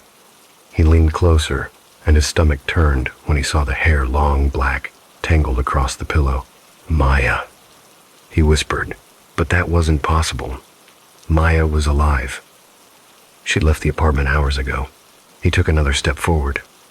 The gauze around the face had peeled back just enough for him to see the lips blue and dry. The face beneath it was unmistakable. It was Maya. Adrian stumbled back, nearly knocking over the chest of drawers. A cloud of dust filled the air, and something fell from the top of the dresser, a photograph in a cracked frame. He picked it up with shaking hands. It showed a wedding. Maya stood beside a man in a black suit, smiling faintly, but her eyes looked dull, unfocused, like glass. He turned the photo over. On the back, someone had written in trembling letters, "Together forever. Tov, Neo, till death." His breath came shallow and fast. The date it was from a year ago. He dropped the frame, the sound splintering in the suffocating air. From behind him came a sound, the faintest rustle. The gauze on the bed shifted, as if stirred by a slow, deliberate breath. Adrian froze, too terrified to turn around. Then he heard it, a voice. soft and hoarse, seeping through the air like smoke. Adrian, you shouldn't be here. He turned. The body on the bed was sitting up. Her movements were jerky, unnatural. The gauze unwound slowly from her arms, sliding to the floor like discarded skin. Beneath it, her flesh was mottled, purple and blue in patches, threaded with dark veins. Her eyes, those same familiar eyes, were wide open now, watching him. What are you?" he gasped. Maya tilted her head. "You said you wanted to know me. Truly." She stood, the gauze falling from her shoulders. The smell of decay grew stronger. "Now you do." Adrian stumbled backward, tripping over a loose floorboard. He ran for the door, but before he could reach it, her hand, cold and wet, caught his wrist. "Stay," she whispered. "Please. You said you wouldn't leave me." Her grip tightened. Beneath her nails, his skin split. He screamed, wrenching free and bolting out of the room. He didn't stop until he was down the stairs, slamming the door to the lower apartment behind him. He presses back to the wall, shaking. The ceiling above him creaked slow, heavy footsteps pacing back and forth. Then silence. Adrian stayed there until dawn, eyes fixed on the stairs, knowing that whatever was up there wasn't human, and it had once been the woman he'd loved. Adrian didn't remember falling asleep. He only remembered the sound of the floorboards creaking above him, slow, patient, rhythmic, until exhaustion finally smothered his fear. When he woke, sunlight streamed weakly through the curtains, but it did nothing to warm him. The air was still heavy with the sour scent of formalin, faint but unmistakable, seeping through the ceiling like a ghost's breath.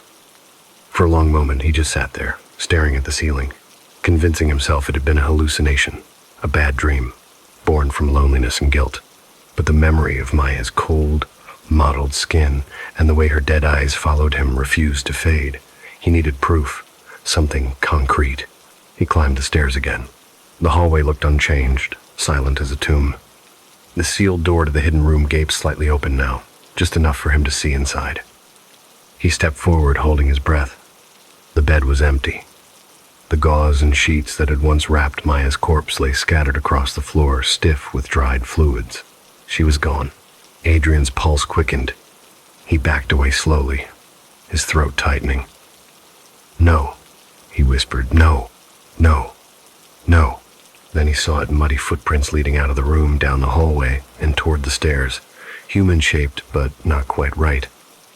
The toes were long, the arches too deep, like the skin had loosened from the bones beneath. He ran downstairs. The living room was empty. The couch cushions were overturned, the curtains ripped, as though someone had clawed through them.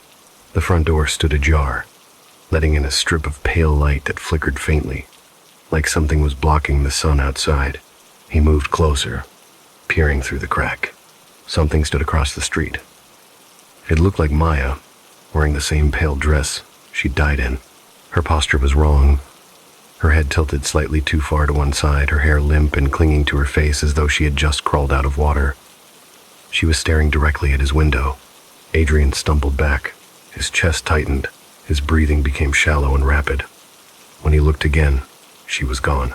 He slammed the door shut, locked it twice, and drew the curtains tight. For 3 days, he didn't leave the apartment. He didn't sleep. Every creak in the building felt like a whisper calling his name. He ate nothing. He only sat by the door, gripping the iron poker he'd found in the fireplace, waiting for the next sound.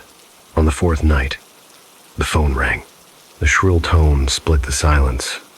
Adrian froze, staring at it as if it were something alive.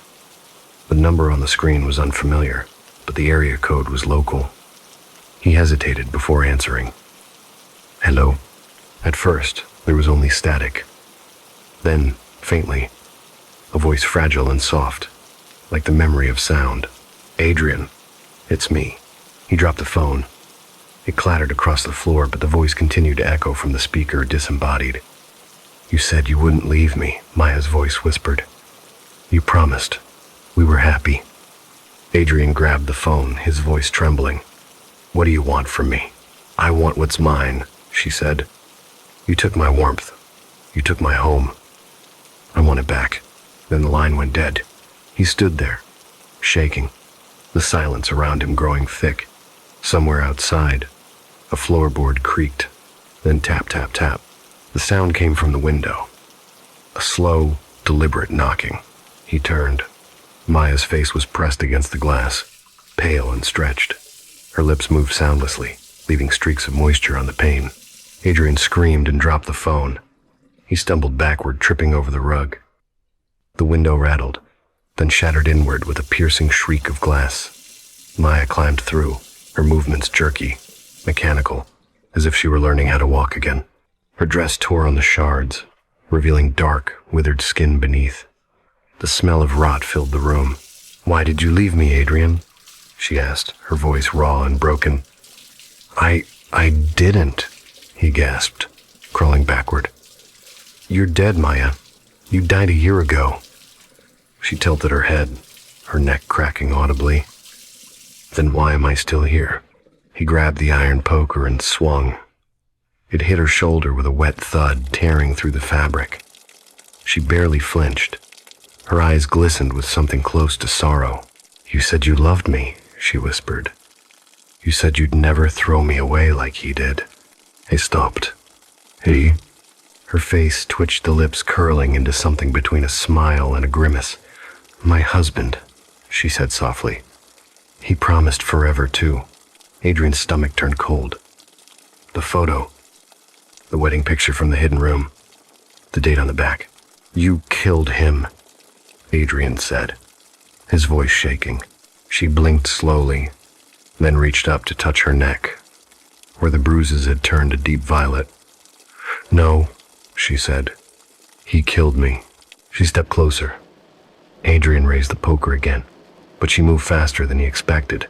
Her hand shot out, gripping his wrist. Her skin felt like wet paper. "Now you'll stay," she said. "You'll stay and keep me warm," he screamed, swinging wildly. The poker hit her temple with a sickening crack. She stumbled backward into the fireplace, knocking over a jar of old ashes. The soot rose around her like black smoke.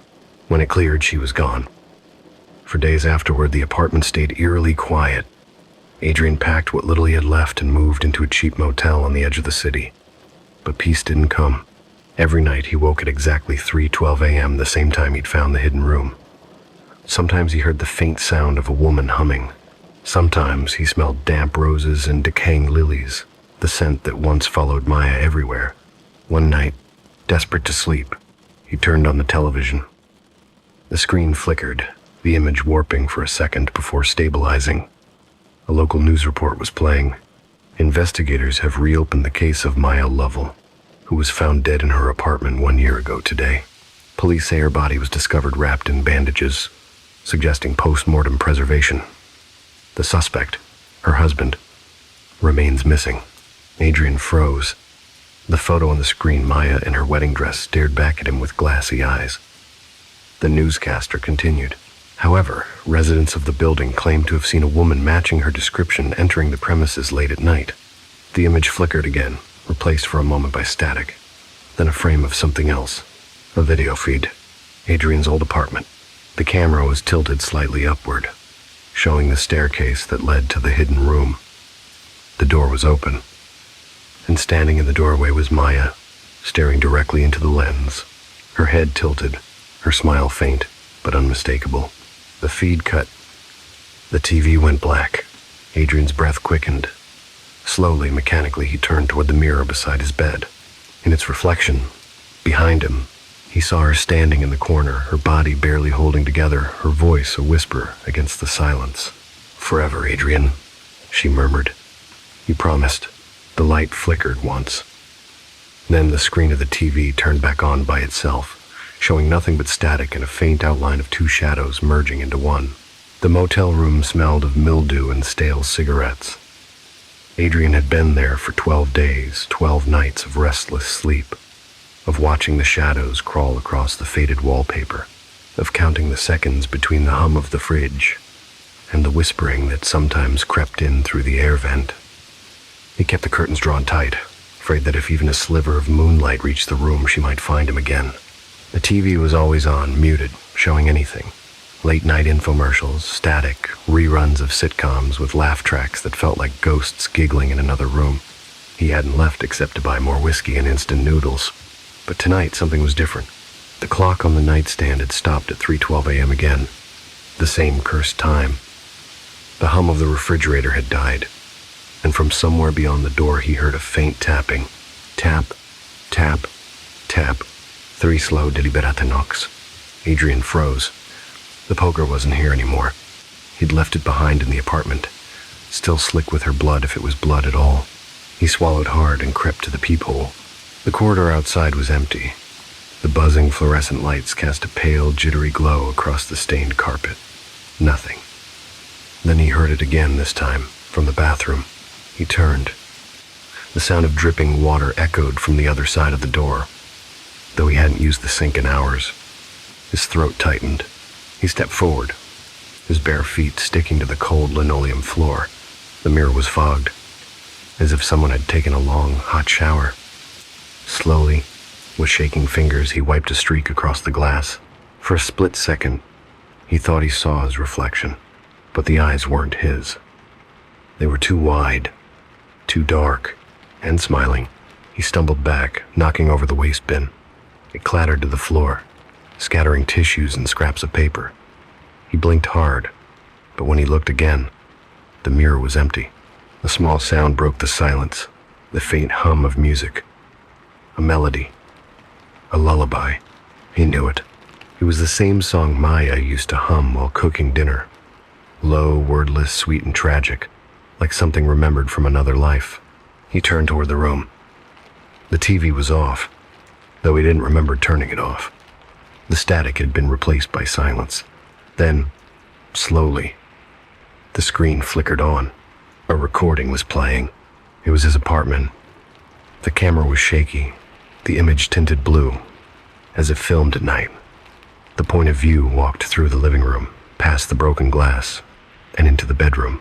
On the bed lay Adrian, sleeping. He felt his stomach twist. "No," he whispered. The figure in the recording, the person behind the camera, moved closer. The lens zoomed in on his face, capturing the rise and fall of his chest, the twitch of his eyelids. Then the camera tilted slightly downward, revealing something beside the bed. A figure. A woman in a tattered white dress, her hands folded across her chest, as if waiting for him to wake. The camera panned up to her face. Maya smiled. Then she looked directly into the lens. The screen cut to black. Adrian staggered backward, his mind reeling. This can't be real. It can't. The TV flickered again, now showing live feed this motel room. The same angle, the same bed. And behind him, just visible at the edge of the frame, a figure was standing.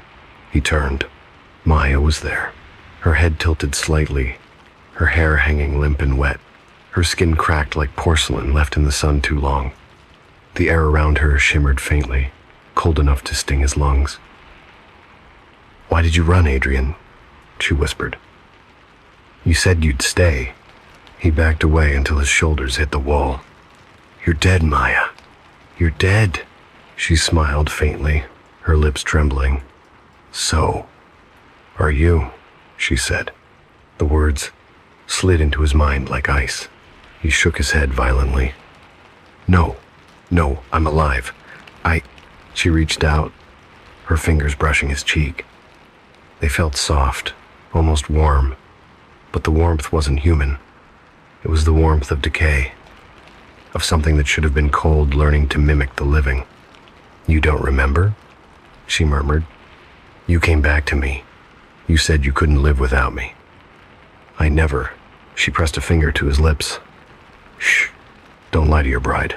The word bride hung in the air, heavy, suffocating. Then she stepped aside.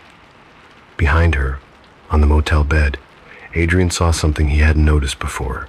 A shape under the sheets. Human-shaped. The fabric moved slightly, as if something beneath it were breathing. He forced himself forward, trembling, and pulled the sheet back. It was him, or what was left of him, the skin pale and thin, the eyes open but glassy. His own face stared up at him with a faint expression of surprise. "No," he whispered. No, no, no. Maya's voice came from behind him, calm, tender. I told you, she said. You came back. He turned. She was smiling again, holding something in her hand, a small silver ring, tarnished and bent. She knelt beside his body, placing it gently on the finger of the corpse. Then she looked up at him, her dead eyes filled with something that almost looked like love. Now we'll never be apart, she said softly. Till death do us stay. She leaned forward, pressing her cold lips against his. For a moment, everything went still. The air stopped moving. The clock began ticking again, backward this time. Then she was gone. The motel room was empty, except for the body on the bed and the faint trace of lilies in the air. Weeks later, a cleaning lady found the room locked from the inside. The guest had never checked out. Inside, she found a decomposed body lying on the bed, a wedding ring on its hand, and a faint smile frozen on its lips. The coroner listed the cause of death as heart failure, but the police report noted something odd. Another ring, smaller, delicate, lying beside the body. A woman's ring. There was no record of any female guest.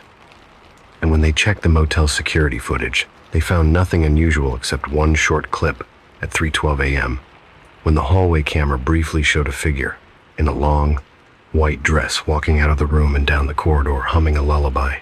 The tape cut off before she reached the end, but in the reflection of a window, faint and warped by the light, two silhouettes could be seen walking hand in hand into the darkness, forever together, till death and beyond. Story 4. The Hair Harvest. Elena Marsh had always loved the smell of turpentine. It clung to her fingertips like a stubborn perfume, following her from the art studio to her apartment and into her dreams. It made her feel productive, alive, like her days had meaning, even if her life didn't. But lately the scent had begun to rot. The smell of paint thinner now mixed with something metallic, something organic, something like blood. It began 2 weeks ago, the morning she found the first handful of hair in her sink. At first, she thought it was stress. Finals were coming up. Commissions were late. Her boyfriend hadn't replied in days. She laughed it off, brushed it away. But the next day, more hair came out long, dark strands sticking to her wet palms, clinging to her shirt. By the end of the week, her pillow looked like a nest. Elena tied what remained into a bun and wore a beanie. She avoided mirrors. But no matter how she hid it, she could feel the absence air brushing against her exposed scalp like cold fingers. On the 6th day, she went to the campus clinic. The doctor, a young woman who kept smiling too much, said, "It's just stress, Miss Marsh.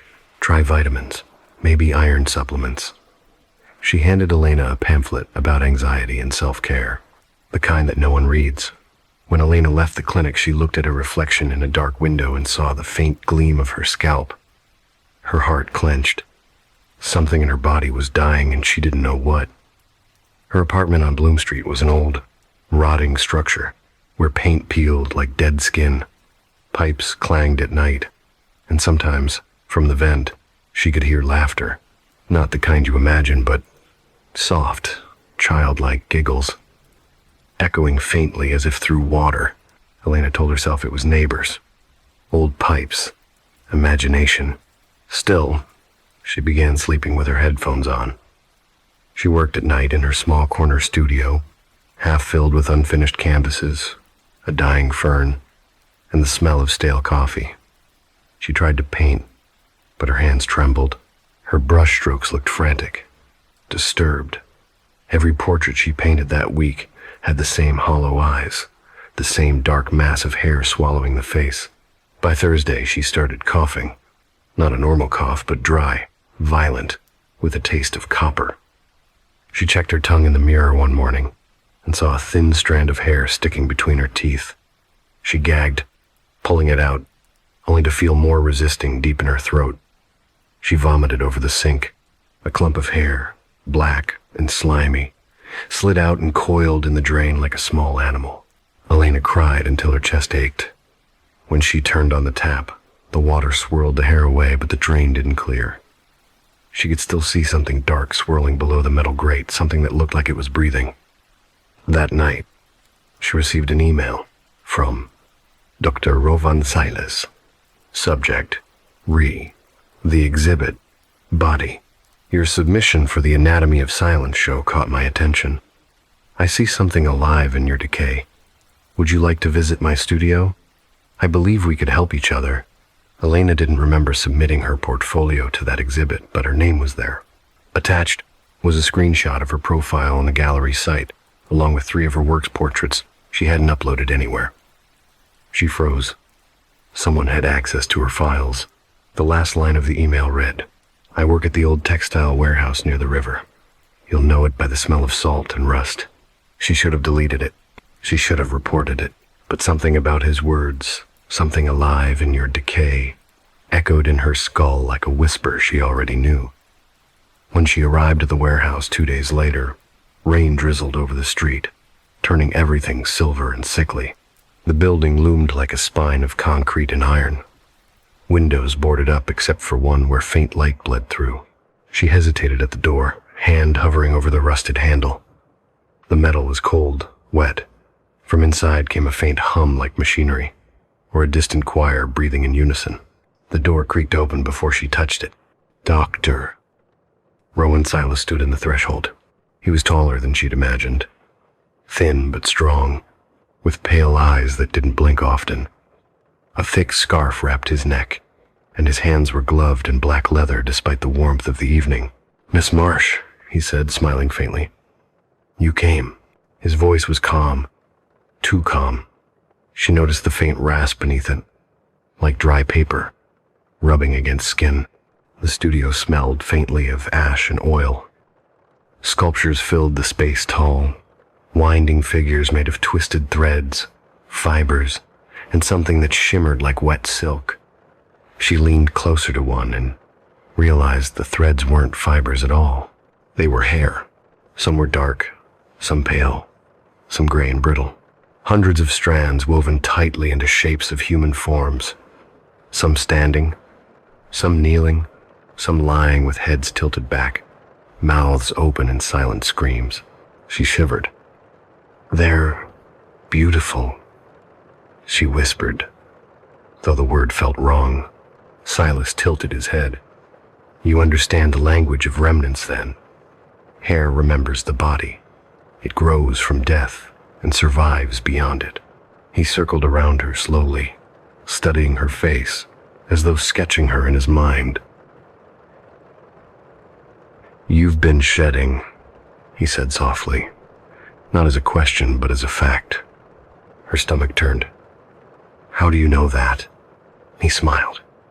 You wouldn't have found me otherwise. Elena stepped back. I think I should go, but her knees buckled suddenly, and she had to grab the table for balance. The air thickened, dizzying. Through the haze, she saw him approach, removing one glove. His hand was pale, but the skin seemed wrong, coarse, like the surface of a brush made of living fibers. When he touched her arm, a static jolt went through her body. Her hair, what was left of it, stood on end. You're connected, he murmured. They're calling for you. Who? She breathed. He leaned closer. She could see faint movement beneath his scarf, as if something was shifting under his skin. The unborn, he said. They found their mother. Elena woke up on the floor of her apartment. Her head throbbed. She didn't remember how she got home. The light outside was gray, almost sickly. Her reflection in the mirror looked worse. Skin pale, eyes shadowed, hair thinner than ever. But what made her blood freeze was the new growth on her scalp. Not her natural brown, but black, coarse, and unfamiliar. Her stomach twisted with nausea. She clutched the sink. A faint hum filled her ears. The same sound she'd heard in the warehouse, a slow, rhythmic breathing that wasn't hers. And then she heard it, a child's voice, soft, near her ear, inside her skull. Give it back, Mother. Elena began to keep track of her days by the amount of hair she lost. She would wake in the morning and sweep the floor, sometimes a small pile, sometimes enough to fill both hands. It was always dark and glistening, like seaweed pulled from deep water. Her scalp had grown tender, and her neck ached constantly as if her head were too heavy to carry. She stopped going to class. She ignored messages. The world outside her apartment began to shrink, until all she could see was the gray glow of her living room and the slow, deliberate fall of hair. Every night, the same dream came. She would be lying in bed, unable to move, and a small weight would press on her chest. She'd feel a tiny hand, sticky and cold, brushing strands of hair away from her mouth. Then the whisper soft, almost kind, "Give it back." When she woke, the pillow was damp, and the taste of iron lingered on her tongue. It was during one of those gray afternoons, when the world seemed stuck between sleeping and dying, that Dr. Rowan Silas appeared again. Elena was sketching, trying to capture the feverish image in her mind of the child's hand when someone knocked on the door. The sound startled her so violently that her pencil snapped in half. When she opened the door, Silas was standing there, dressed as before. Gloves, scarf, and the faint scent of something herbal beneath the dampness of rain. He held a small black box. "You shouldn't lock yourself away," he said gently. "It makes the decay faster." Elena blinked. "How do you know where I live?" "I sent you home last time," he said simply, stepping past her before she could protest. "You fainted." "I didn't faint," she began, but the memory fractured. She couldn't remember leaving his studio, or walking home, or even unlocking her door. Silas set the box on the table and unlatched it. Inside was a set of small surgical scissors, polished silver, beautiful and old. They gleamed like instruments from a forgotten museum. "I collect what the world discards," he said, lifting one pair. "Each hair, each cell, each whisper. You've been giving freely, whether you know it or not." Elena stepped back uneasy. "What are you talking about?" He looked at her with an expression that hovered between pity and fascination. "You're shedding your past, Miss Marsh. You think it's illness, but it's memory. You've carried things that should have never been carried." Her throat tightened. "You mean the dream, the voice?" Silas nodded slowly. "The unborn have a way of staying attached to what made them. They linger, waiting for warmth, for form. I take their fragments, their remnants, and keep them resting." "Resting?" she echoed. "You make sculptures out of them." "They're not sculptures," he said, his tone sharpening slightly. "They're vessels." For a moment, neither spoke. The air between them thickened with something unspoken, something ancient.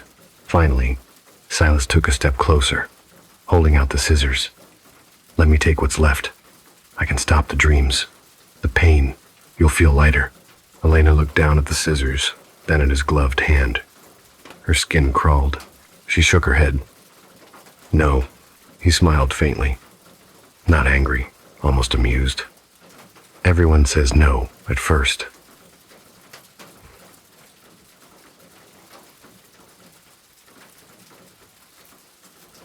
He placed the scissors on the table, carefully, as if offering a ritual object, then turned to leave.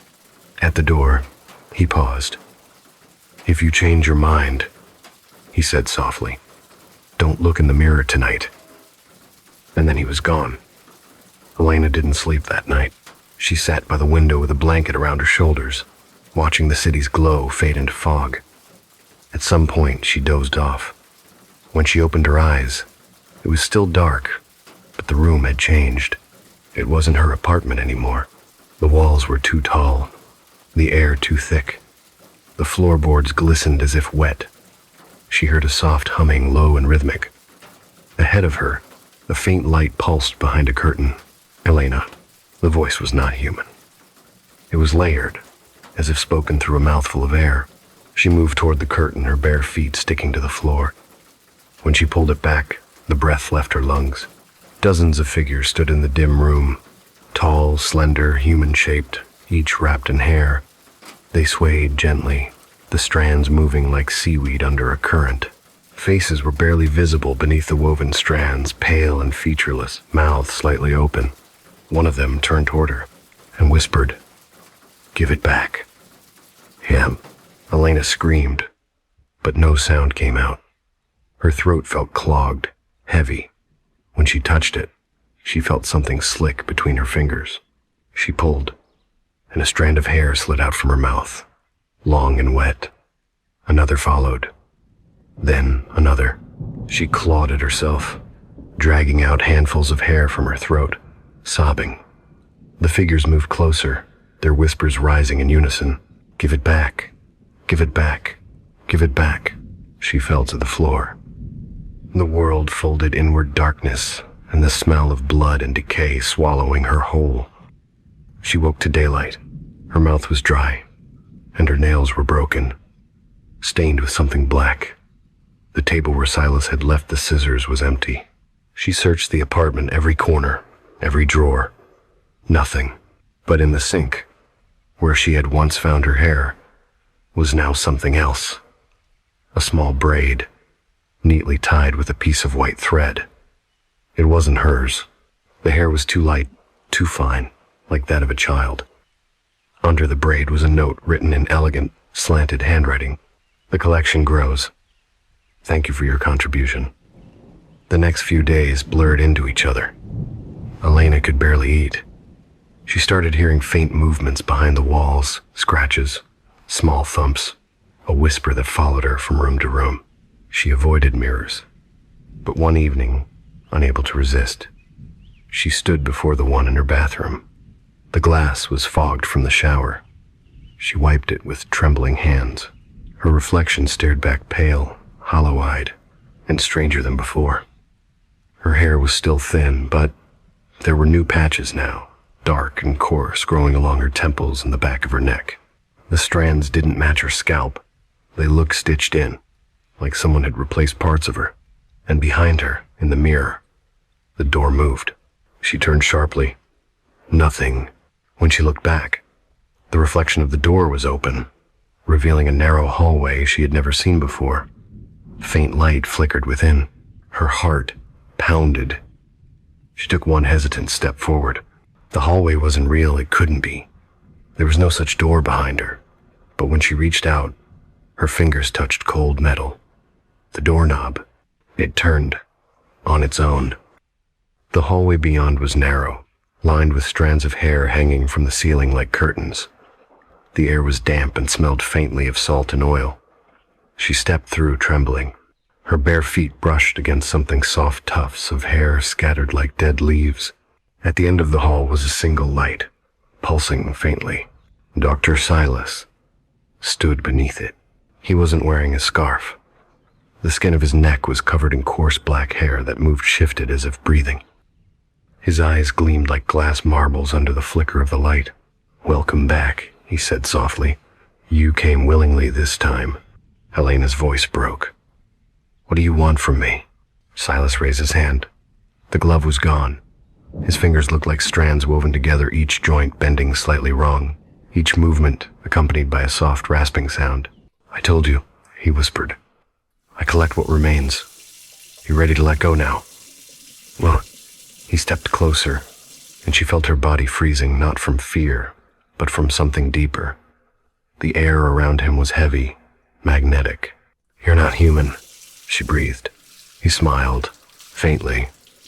"Neither are you, anymore." She turned to run, but the hair hanging from the ceiling moved on its own, twisting, wrapping around her wrists, her throat. She screamed, but the sound was swallowed by the strands. Silas approached slowly, almost lovingly. "Shh," he murmured. "It's not death. It's preservation." The last thing she saw before the darkness swallowed her was his face, bending close, his mouth opening, and from it spilling not breath, but threads of hair that slid across her skin like silk. When Elena woke, she was back in her bed. The window was open. Morning light touched her cheek. For a brief moment, she thought it had been another dream. Then she saw herself in the mirror. Her scalp was bare, completely smooth, but across her chest, woven into her skin, were threads fine, black, and glistening, forming a pattern like stitches. And her pillow was covered in someone else's hair. The noise started again that night.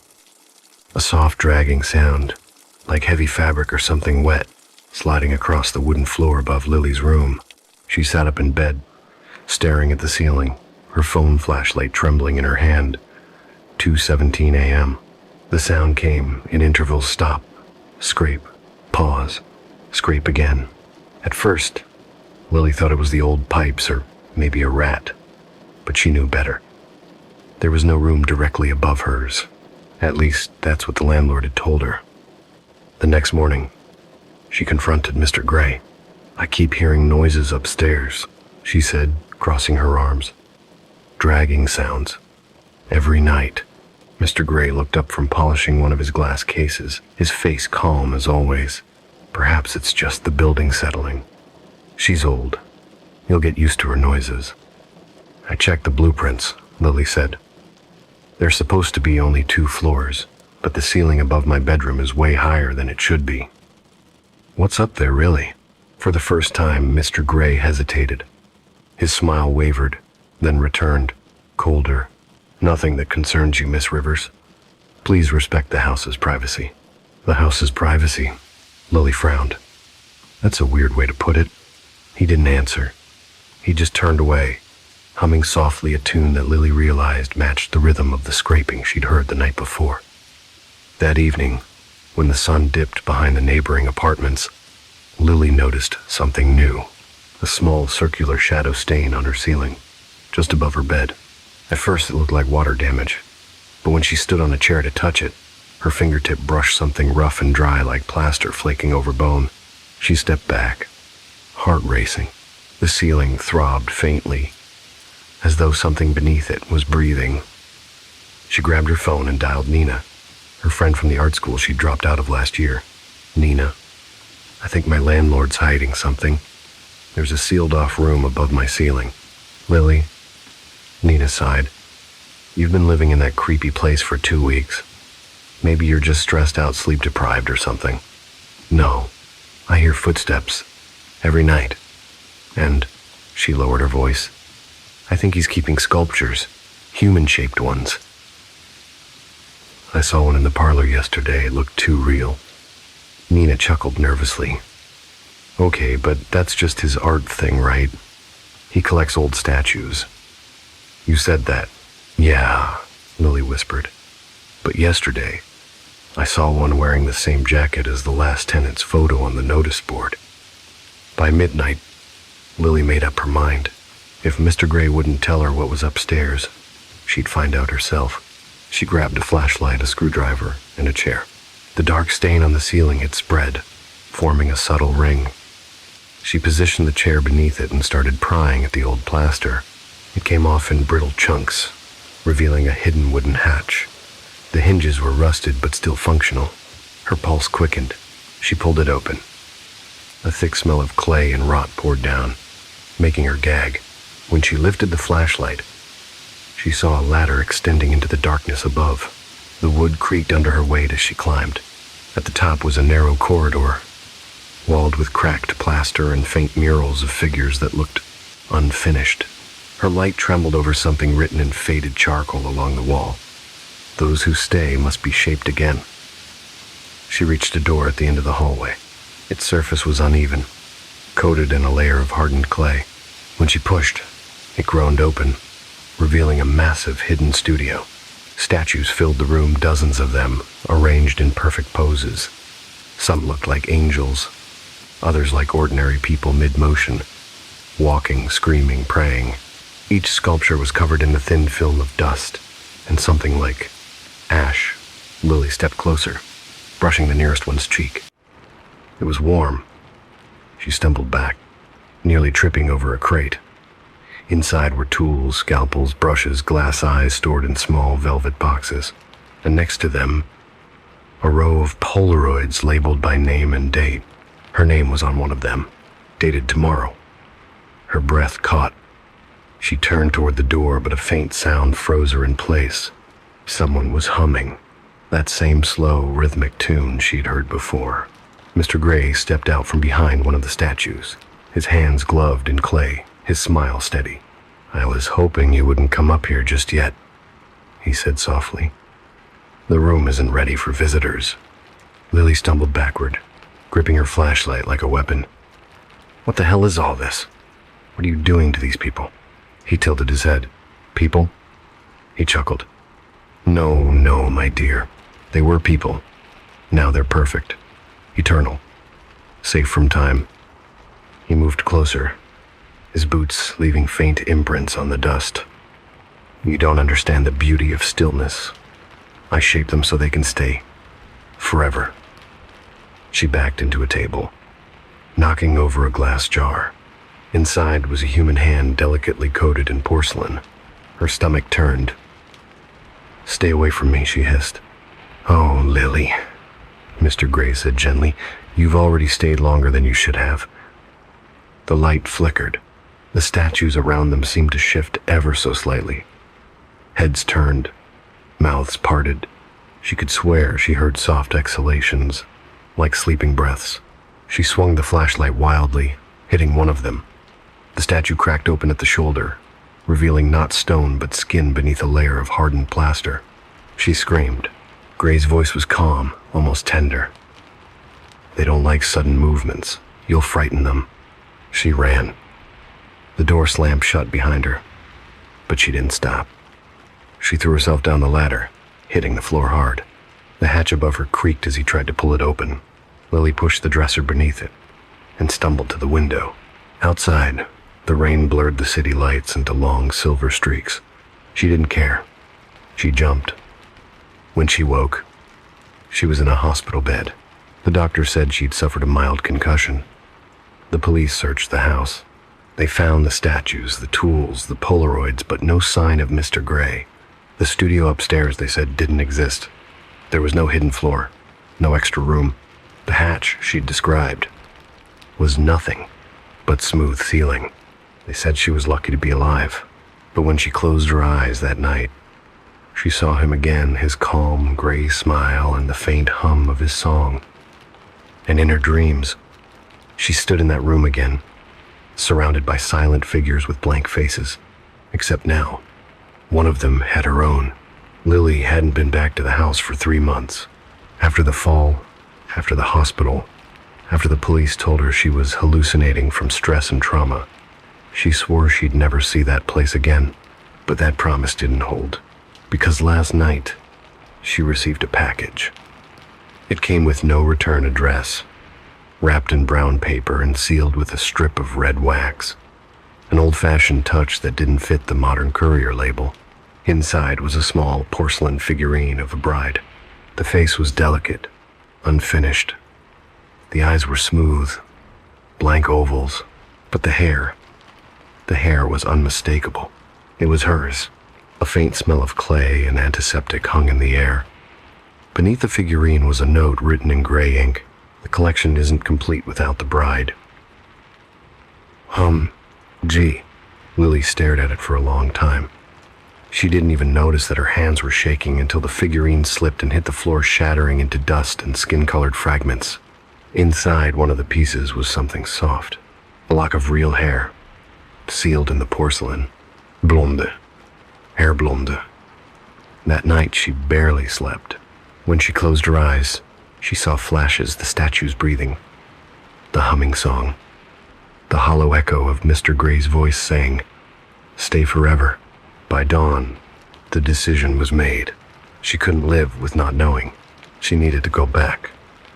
The house looked abandoned now. The "For Rent" sign hung sideways on its nail, the windows coated in a thin layer of grime. She parked across the street and watched for 10 minutes, half hoping to see someone moving inside. Nothing. When she finally pushed open the front door, it groaned with the same sound she remembered, that deep, throat-like creak that seemed almost alive. Inside, the air was colder. The walls were stripped bare. No glass cases, no figurines, no smell of clay. Just a thin scent of damp plaster. She moved room to room, whispering under her breath, "Hello, Mr. Gray?" Her voice echoed back, distorted, like someone repeating her from just one room away.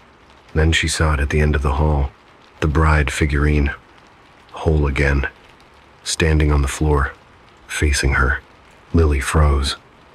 She'd shattered it. She knew she had, but here it was, flawless except for one small detail. The face was no longer blank. It had eyes now, and they were looking at her. The humming started. Low, steady, distant, coming from above. She turned her flashlight to the ceiling, and there it was again. That faint circle of discoloration, right where the hatch used to be. Her pulse hammered in her chest. It couldn't be there. The police said they'd torn down the ceiling and found nothing. She grabbed the base of a floor lamp and swung it upward. The plaster cracked. Dust rained down. And then, hollow air. The hatch was back. The ladder creaked as she climbed, each step groaning like a breath. At the top, the narrow corridor stretched exactly as before, the same faint murals, the same charcoal writing. But the message on the wall had changed. Those who leave must return as they were. She tried to back away, but the air grew heavy, thick, almost wet. Her flashlight flickered, then died. In the dark, she felt movement. Something brushed her arm. Something that felt like fingers. A soft whisper drifted near her ear. "Welcome back, my bride." The studio door swung open on its own. The statues were gone. The walls were covered in draped white sheets. In the center of the room stood an altar built from pieces of broken porcelain and bones. And beside it, a figure, Mr. Gray. Only not quite. His skin looked ashen, his face half cracked like clay, his eyes glassy and still. But when he spoke, the sound came not from his mouth, but from somewhere deeper, as though the room itself was using him to speak. "You came back," he said softly, just as she did. "Who?" Lily whispered. He smiled faintly. "The first bride, the one who made me promise that none of them would ever leave." He stepped forward, his movements slow, puppet-like. Behind him, the sheets began to slide off the statues one by one, revealing new figures beneath. Not the old ones, new ones. Each of them had her face, her expression, her hair. Hundreds of versions of her, caught in different poses, crying, screaming, reaching, praying. She stumbled backward. No, I'm not her." But the air behind her thickened. Something cold pressed against her back hands. Dozens of them, gripping her arms and shoulders. "You've already become her," Gray said. "You always were." Lily fought, thrashing and clawing, but the figures held tight. Their porcelain fingers were strong, their touch both delicate and suffocating. One of them whispered against her ear, "He made us brides so we wouldn't decay." Another murmured, "Now we stay, and you will too." She screamed, wrenching free and grabbing a shard of porcelain from the altar. She swung it at Mr. Gray's face. The blade sliced across his cheek, revealing not blood, but a hollow core filled with dust and clay. He laughed softly. "You can't hurt what's already perfect." The room trembled. The statues began to hum that same lullaby she'd heard on her first night. The melody echoed through the walls, vibrating in her bones. She fell to her knees, covering her ears. The hum grew louder, until it became a roar, and then silence. When Lily opened her eyes, she was lying in her old bedroom downstairs. Morning light poured through the curtains. The ceiling was intact, the floor spotless. Had it been another hallucination? She stood, dizzy, and went to the mirror. For a moment, everything looked normal, until she saw the thin gray line along her jaw like a seam. She touched it. It didn't hurt. It just felt wrong. And when she leaned closer, she saw it beneath her skin. Something pale and solid like porcelain. She didn't scream. She just stared at herself and whispered, "What did you do to me?" A knock at the door broke the silence. 3 slow taps. Lily turned, heart pounding. When she opened it, no one was there. Only a small box sat on the floor, wrapped in the same brown paper as before. Inside, another figurine. A groom this time. Gray suit, blank face, and a note. "Every bride deserves her match." Gee, the air in the house had changed. Lily could taste the stillness like dust suspended in oil. Her reflection in the hall mirror didn't blink when she did. The light bulbs above flickered once, twice, then dimmed to a sickly amber glow that seemed to pulse in rhythm with her heartbeat. She tried to leave that morning. She packed a bag, threw her phone and keys inside, and stepped toward the door, but her hand stopped just before the handle, trembling as though it belonged to someone else. She willed it forward. It didn't move. Her fingers felt stiff. The joints resisted, the knuckles clicking softly like ceramic joints meeting resistance. A crack appeared near her wrist. Faint, but visible. A pale gray line that didn't bleed. She dropped her bag. Something inside her whispered, "Stay." The clock in the living room had stopped at 12:04, the same time the accident occurred last year. The one that killed the girl Mr. Gray had called the first bride. Lily's phone buzzed on the table, breaking the quiet. An unknown number. The text read, "You look beautiful in white." Her breath caught in her throat. Another message followed. Seconds later, "Come upstairs. They're waiting." She turned slowly toward the ceiling. For the first time since she'd woken, she heard something faint. Not the hum, not the whispers, but music. A soft piano melody, slow and careful, like a wedding march played through a broken speaker. Her body moved before her mind did. One step, then another. The floorboards creaked beneath her bare feet, but they didn't echo right. Each sound came back a fraction too late, like someone was walking just behind her. At the top of the stairs, the house had changed again. The walls were lined with wedding veils, dozens of them, each one old, yellowed, faintly transparent. Beneath every veil was a photograph. Brides with identical faces. Her face. She reached for one and brushed off the dust. The woman in the picture wore a lace gown and a tired smile. Her skin was smooth, unnaturally smooth. Her name was written below in elegant gray ink, Lillian Gray. Her breath hitched. She moved to the next one. Lillian Gray. And the next, Lillian Gray. Every photo, every date, decades apart. Different years, different dresses. But the same woman. Her legs weakened. She stumbled backward, clutching the wall. "No, that's not me." But even as she said it, she could feel it, the memory that wasn't hers.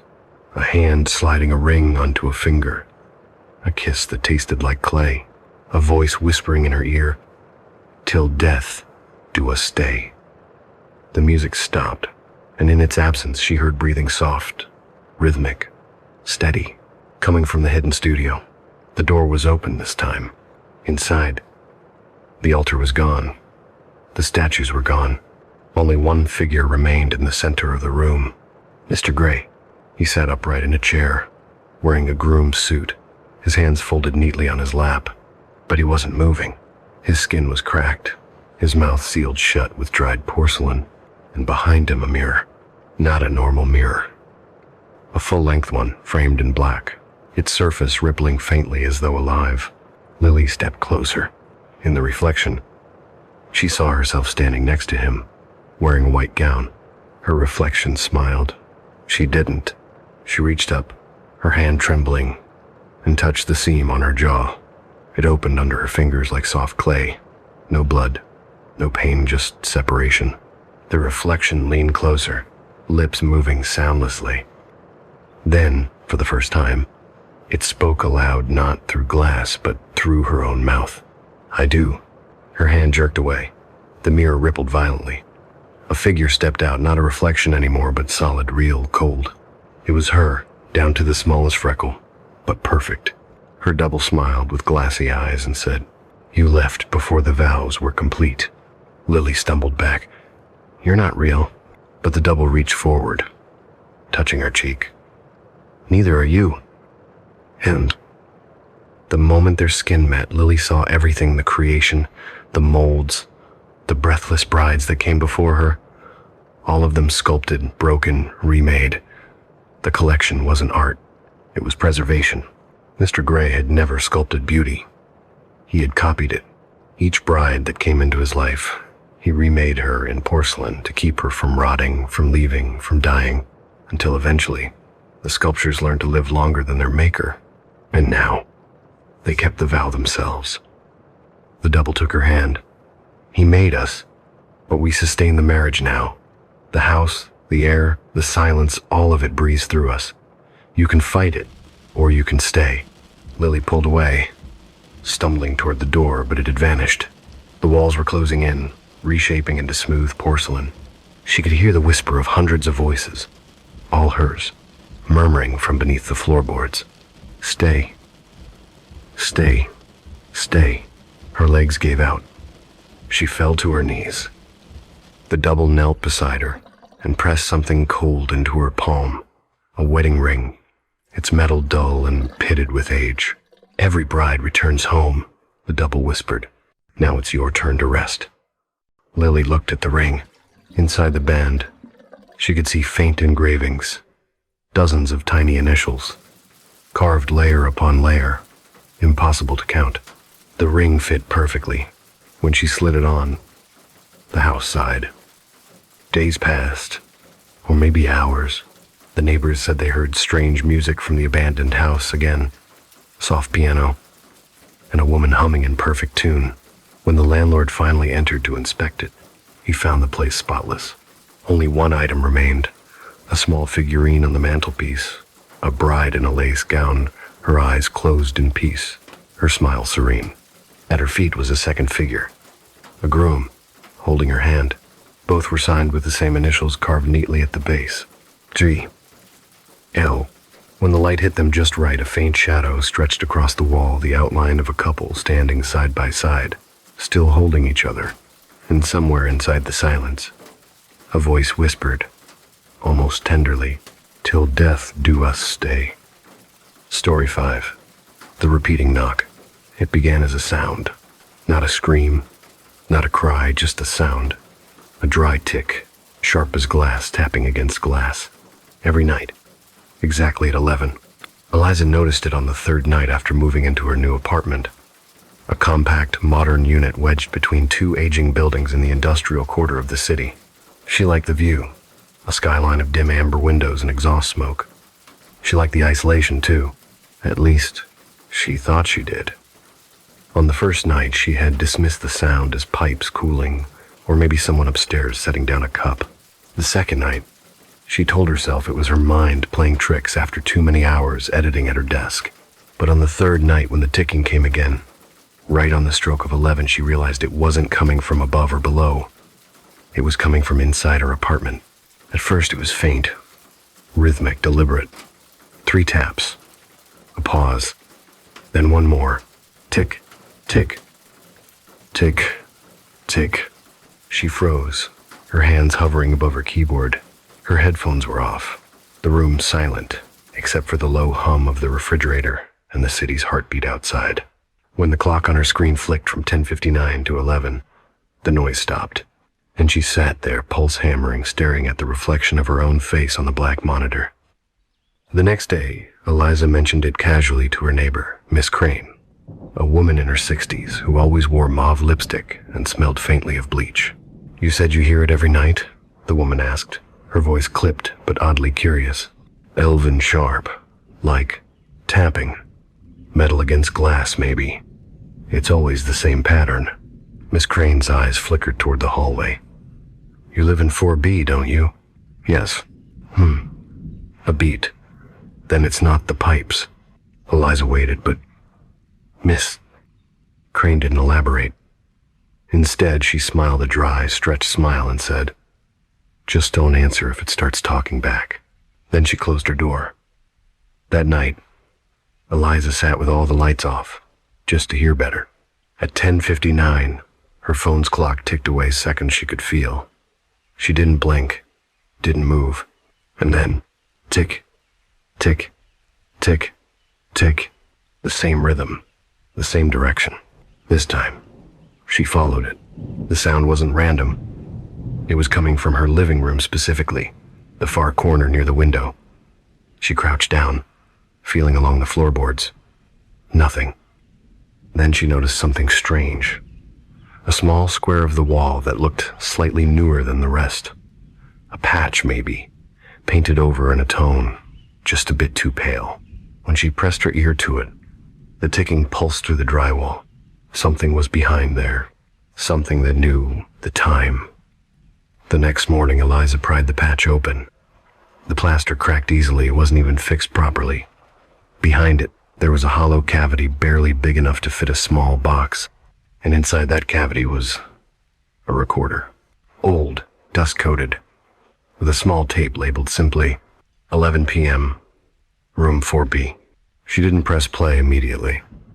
She sat with it on her lap for almost an hour, watching dust shift through sunlight. When she finally hit play, there was static, long and low, like wind dragging through wires. Then came the sound, tick, tick, tick, tick, followed by a voice. "Do you still hear me?" It was a man's voice, calm, slightly hoarse, recorded close to the mic, the kind of whisper that feels too near your ear. Eliza stopped the tape instantly. She didn't sleep that night. At 11, the sound returned, but not from the recorder. This time, it came from the hallway. Tick, tick, tick, tick, followed by a faint knock. Eliza crept toward the door. Through the peephole, nothing. Just the empty, flickering corridor. When she turned back toward the room, she noticed something new on the recorder's display. Though she hadn't pressed play, the tape was moving. The counter rolled. Ling-de-ling-efen. Ling-de-ling-afen. She froze. From the tape, the voice spoke again. "I'm in the building." Then silence. By morning, Eliza had packed a small bag. She didn't tell anyone where she was going. She didn't even lock the door behind her. But as she stepped out into the hallway, she saw something on her doormat, a small note, written in block letters. It said, "You can leave, but you'll still hear me at 11. That night, she checked into a hotel across the city. She turned off her phone, drew the curtains, and forced herself to sleep before midnight. But when she woke at 11:02, her heart pounding for no reason she could name, the clock on the nightstand was blinking, and from somewhere inside the room, behind the air vent, or the mirror, or the walls, came a dry, familiar rhythm. Tick, tick, tick, tick. Then a man's whisper. "Do you still hear me?" Eliza didn't go home. Not after that night. She stayed in the hotel, switched rooms twice, and tried to convince herself that what she'd heard wasn't real. It had to be stress or maybe an echo from the street, a trick of the mind. That's what she told herself, even as she stuffed towels under the door and unplugged the digital clock because its faint clicking made her flinch. Still, she couldn't stop checking the time. 10:56, 10:57, 10:58. Every night, her eyes found the clock like it was a wound she couldn't help touching. And right before 11, her heart always started to race. On the fourth night at the hotel, she sat at the writing desk with her laptop open, trying to drown herself in work. Her cursor blinked on an empty document. Then she felt that strange stillness in the air, like the room itself was holding its breath. The clock on the wall turned 11. Nothing. She waited, frozen. 5 seconds. 10. 30. Still nothing. A laugh slipped out of her, thin, nervous, almost giddy. "Okay," she whispered to no one. "It's done."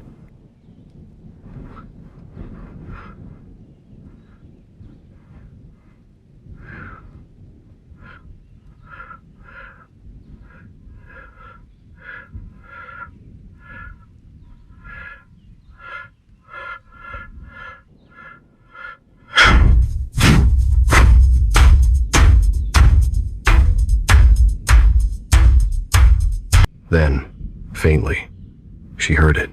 Not a tick this time. Not from the wall or floor. It was a low hum, almost imperceptible, vibrating through the building itself. A frequency, like an electrical current, passing right beneath her skin. Eliza pressed her ear to the wall. The hum was stronger there. A constant throbbing tone, mechanical but somehow breathing. She took out her phone, opened the voice memo app, and started recording. The waveform on the screen trembled, capturing something. But then, beneath the hum, came another sound, a faint whisper, garbled, almost like a radio signal trying to find its station. She turned the volume up. Behind the door, the voice was male, the same one from the tape. "Don't look away." Eliza shot to her feet. The hum grew louder. She glanced at the door. The handle was trembling. She didn't scream. She just stood there, breath caught, watching the knob twitch once, twice, as if someone on the other side was trying not to be noticed. Then came 3 soft taps. Tick, tick, tick, tick. The same rhythm.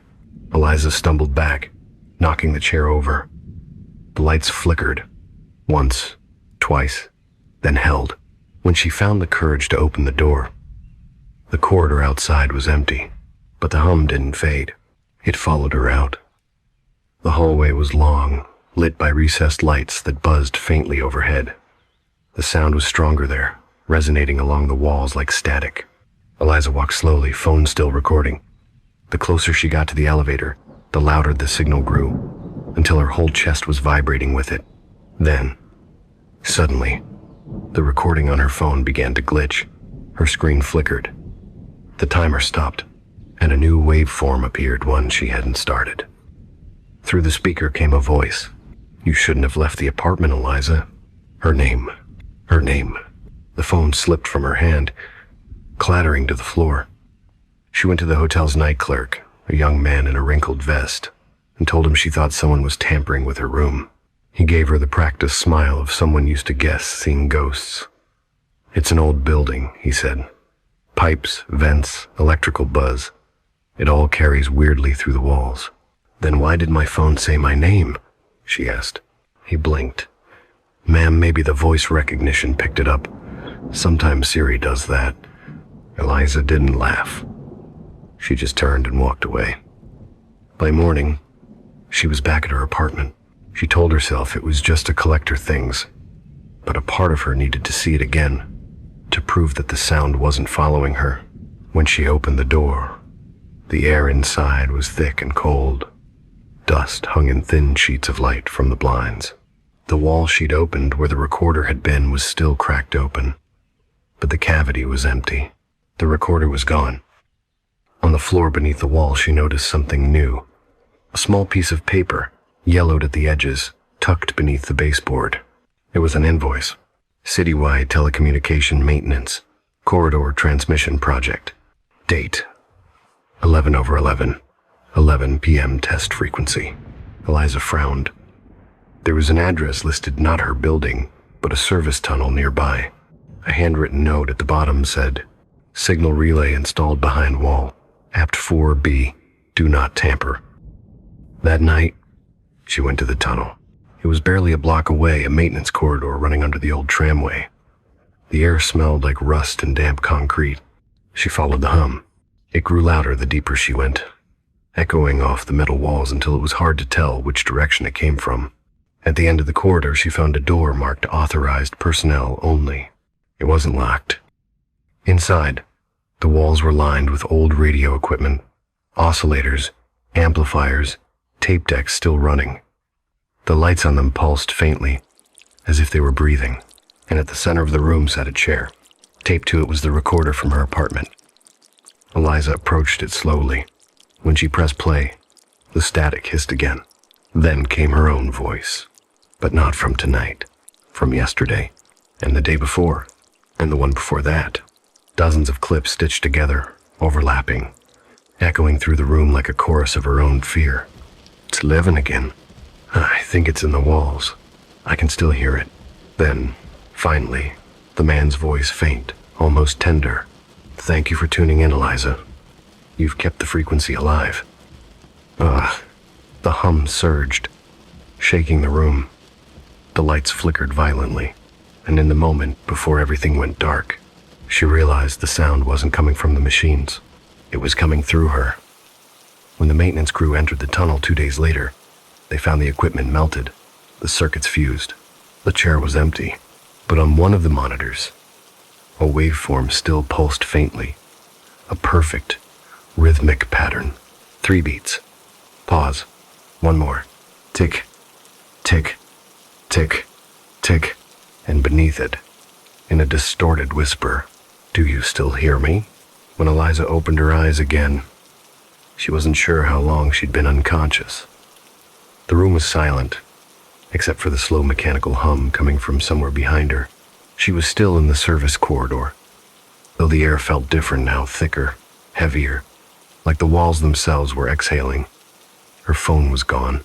The only light came from the flickering monitors that lined the far wall, each displaying the same looping waveform, a steady pattern of 4 uneven beats. Tick, tick, tick, tick.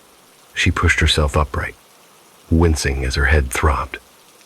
Her fingers brushed against something on the floor, a thin strand of wire, sticky with something dark that smelled faintly of metal. Blood. Not hers. The wire led toward the wall where the equipment had melted. Behind it, she noticed a faint seam, almost invisible, running vertically along the concrete. She pressed her palm against it. The vibration beneath her skin was unmistakable, the same pulse that had haunted her nights. There was something alive behind that wall. She found a crowbar among the tools on the table, its metal still warm to the touch, as though it had been held only moments ago. She hesitated before driving it into the seam, prying the edge loose with a deep metallic groan. The air that escaped was colder than she expected, carrying the smell of dust, iron, and something else, something faintly sweet, like hair singed by electricity. When the panel gave way, Eliza shone a small flashlight into the gap. The beam trembled over a narrow passage leading upward, lined with old wiring, cables, and bundles of cloth that looked too organic to be insulation. Her breath quickened. She should have run. She should have gone home. But some part of her, the part that couldn't stop listening, needed to know what was at the other end of that sound. The passage ended at a door that matched her apartment's blueprint exactly. On it was written in faded pencil, 4B, prototype host. Her heart stuttered. She pushed it open. The room beyond was a replica of her own, the same furniture, the same desk, even the same stains on the wallpaper, but everything was wrong. The air was stale, and every surface was coated in a thin gray film that might once have been dust, but now pulsed faintly, as though breathing in time with the frequency. On the far wall, her own paintings hung in perfect order, yet each one had been altered. The figures, she'd painted the faceless silhouettes. The lonely corridors now had hair, long black strands spilling from the canvas, clinging to the frames, growing toward the floor. In the center of the room stood something that made her freeze. A sculpture, human-sized, fashioned entirely from hair. Hundreds, thousands of strands woven together into the rough shape of a body, head bowed, hands clasped over its chest as if in prayer. The hair shimmered with static, twitching slightly under the light. At its feet was an old tape recorder, identical to the one she'd found before. Eliza stepped closer.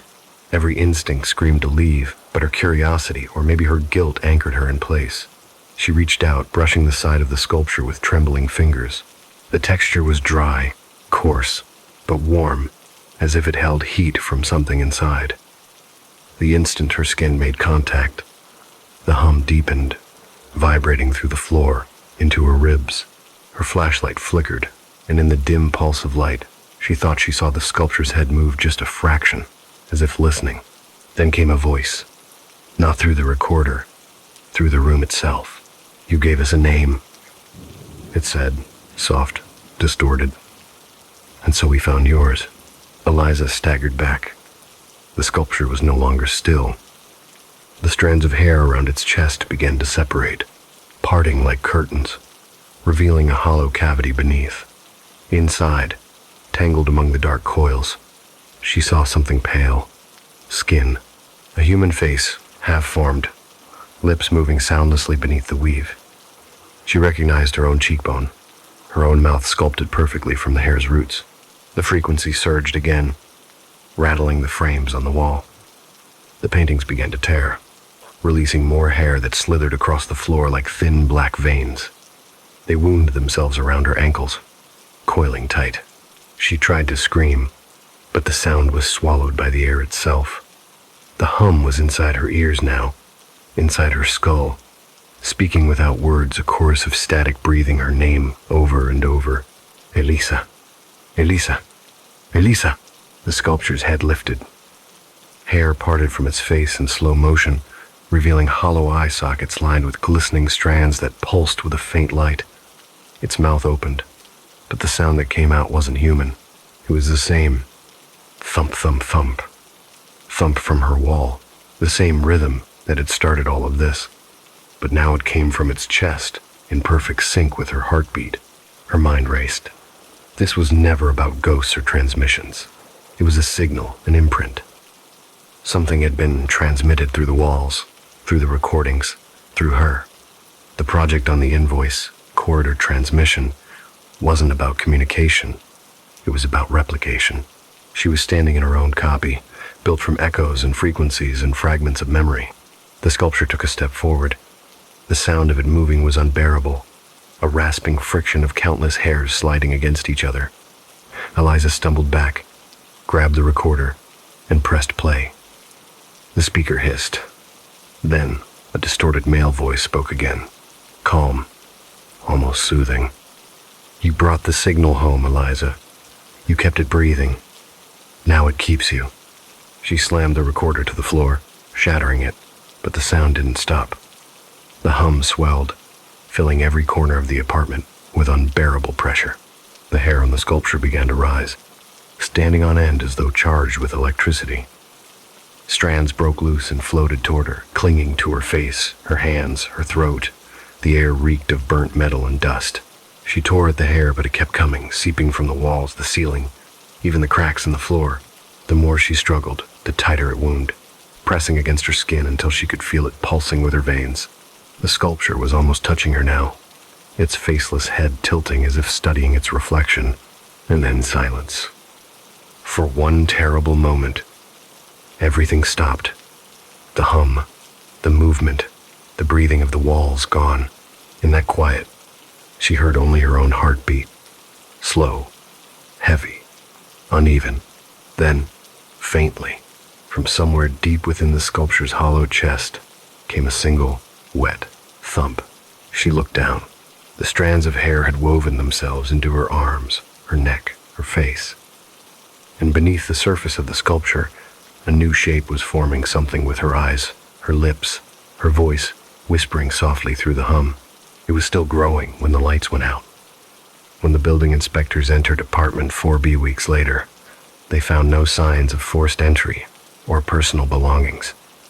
The walls were clean, freshly painted, the air faintly sweet, as though perfumed. But when they knocked on one of the panels, it sounded strange, soft, hollow, like fabric stretched tight over something living. They logged it as structural decay. At 11 p.m., one of the inspectors returned alone to take photographs. When he pressed his ear to the wall, he thought he heard a faint sound, like hair brushing against a microphone. Then came the familiar rhythm.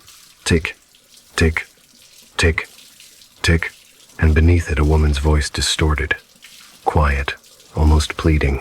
"Please don't stop listening." Eliza was gone, but not gone enough. Weeks after the building had been marked for electrical inspection, apartment 4B remained sealed, its lease suspended under unresolved structural anomalies. No one was allowed in without clearance. Yet on some nights, tenants in the upper floors said they still heard music. Faint, slow, a distorted hum that pulsed like breath through the vents. The sound seemed to come from inside the walls, not the apartment itself, and it always began after midnight. Miles Hargrove, the property manager, didn't believe in the supernatural. He believed in mold, leaks, faulty wiring, things you could see and fix. But after the third complaint that month, he decided to investigate. He brought a flashlight, a spare key, and his growing irritation. He just wanted the sound to stop. When the door opened, a gust of air rolled out, cold, stale, and strangely sweet. He expected dust, maybe the dry, metallic scent of old paint. Instead, there was something floral under the rot, like crushed lilies left too long in a vase, the kind of smell that hinted at both life and decay. The apartment looked untouched, though everything was too clean, too symmetrical. The walls gleamed under his light, the furniture arranged as if by someone obsessed with precision. There were faint marks along the floorboards, long, curved scratches that led toward the far corner, near the window. He followed them, crouching down to inspect the wall. That's when he saw it, a small pattern, faintly embossed beneath the new layer of paint strands. Tiny, thin strands that shimmered when the light caught them, forming the faint outline of a woman's face. It was so subtle that, for a second, he thought it was a trick of his mind. But when he leaned closer, he saw that the strands weren't part of the paint at all. They were hair. He reached out. The moment his fingertips brushed the wall, something behind it moved slow, deliberate, like a breath drawn from within the plaster. He stumbled back, heart hammering, and dropped his flashlight. It rolled across the floor, its beam landing on the far side of the room. And there, for the first time, he saw her. The woman was standing in the reflection of the darkened window, pale, her head tilted slightly, a long veil cascading down her back like liquid shadow. For a fleeting instant, he thought she might be real, a squatter, or maybe a lost tenant.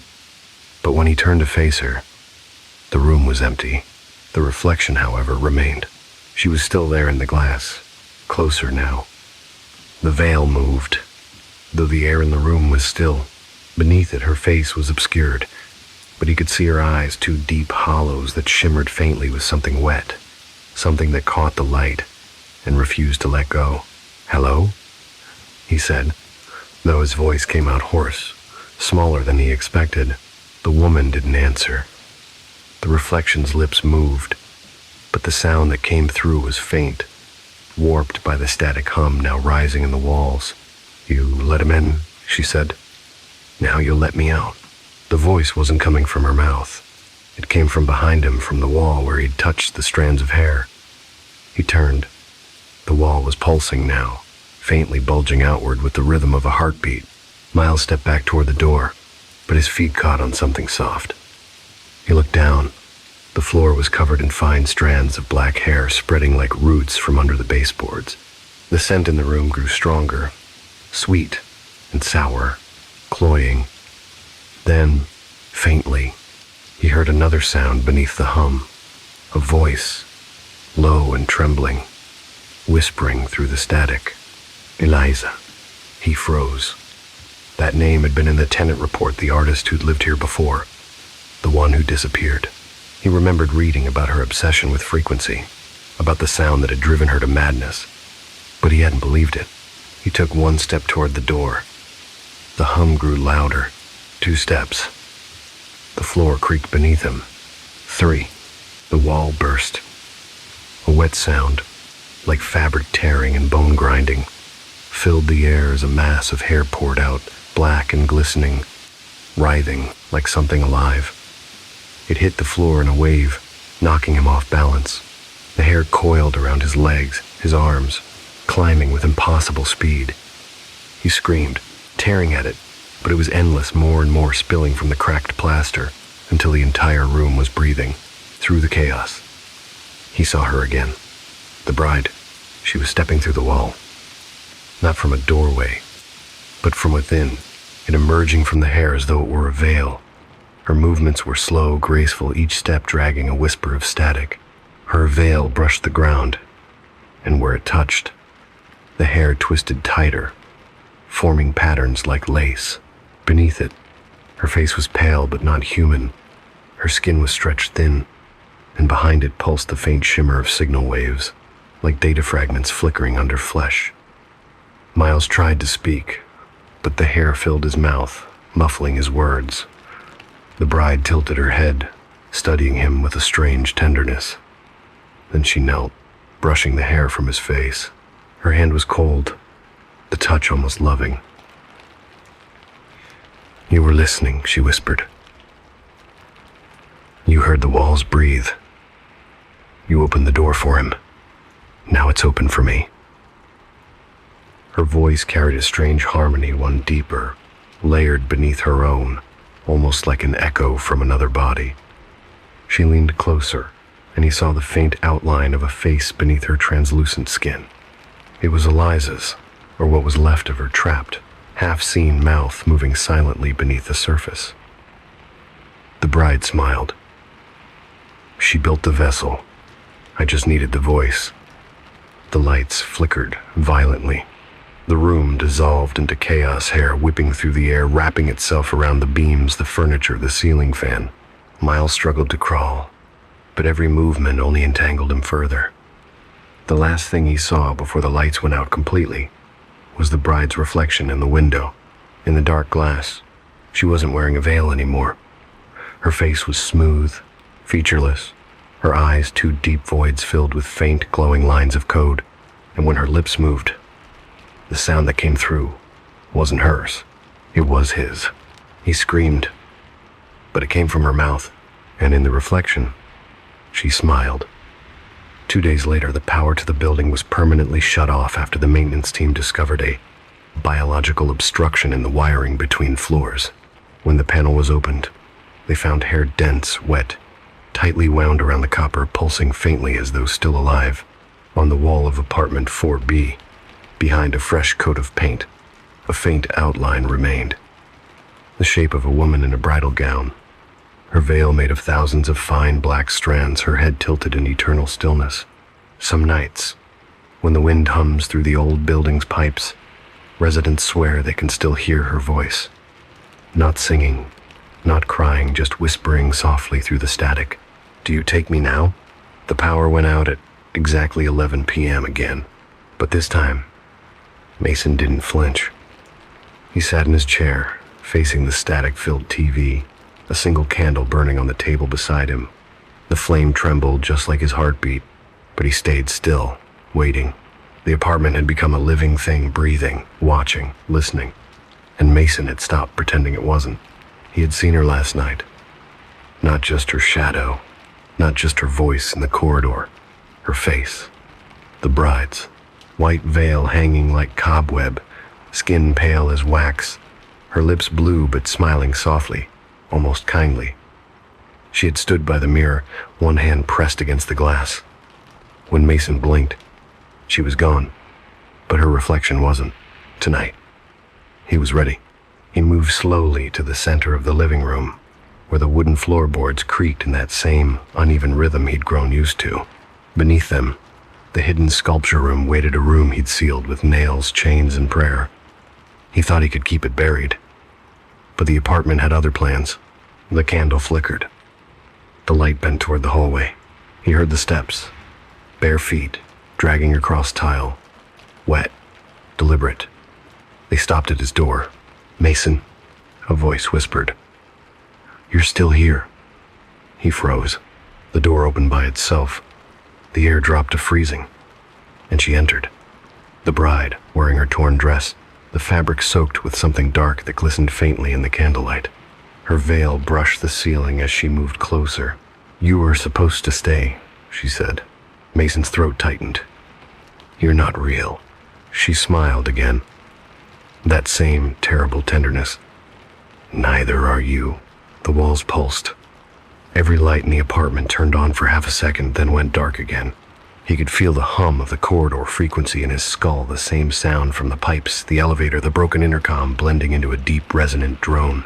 The bride reached out, and he felt her fingers graze his cheek. Ice cold. "You took me out of the freezer," she murmured. "You wanted to make me perfect again." Mason shook his head violently. "I was trying to save you." "Save me?" She laughed, soft but sharp enough to split him open. "You displayed me." He stumbled back, his heel catching the edge of the rug. The candle fell, rolling, flame snuffed out on the cold tile. The apartment went completely dark, then light, white, blinding. He was no longer in his apartment. The room around him was pale blue, sterile, fluorescent hum above. He was sitting on a steel chair, facing the same mirror, but it was no longer a mirror. It was glass, a viewing window. Behind it, silhouettes moved, doctors, officers, figures with notebooks. He was speaking, but no sound came out. The bride stood behind him, her hand on his shoulder. In the glass, her face was calm. His was not. She leaned closer, whispering into his ear, "Till death do us stay." Then the scene shifted again, harsh, fast, like film cuts burning through a reel. He saw himself unpacking boxes in the apartment for the first time. He saw her body, wrapped in white plastic, thawing in the bathtub. He saw his hand sculpting, shaping, repainting the dead flesh with care. He saw the wedding ring, her ring sliding back onto her finger. And finally, he saw the moment the freezer door had opened by itself, a year ago. When she first smiled again, the power returned with a pop. The TV flickered back to static. Mason was back in his chair, eyes open. The candle burned out. His skin looked almost translucent now, waxen. From the hall outside, the neighbors whispered. They said the man in 4B hadn't been seen in weeks, that the light in his apartment sometimes came on around midnight, just for a few minutes, and that sometimes, through the frosted window, you could see two figures standing together in the glow, one tall, one in white, swaying slowly, like a dance. The building's intercom buzzed once more, a faint whisper bleeding through the static. "Welcome home, Mr. and Mrs. Hale." Then silence.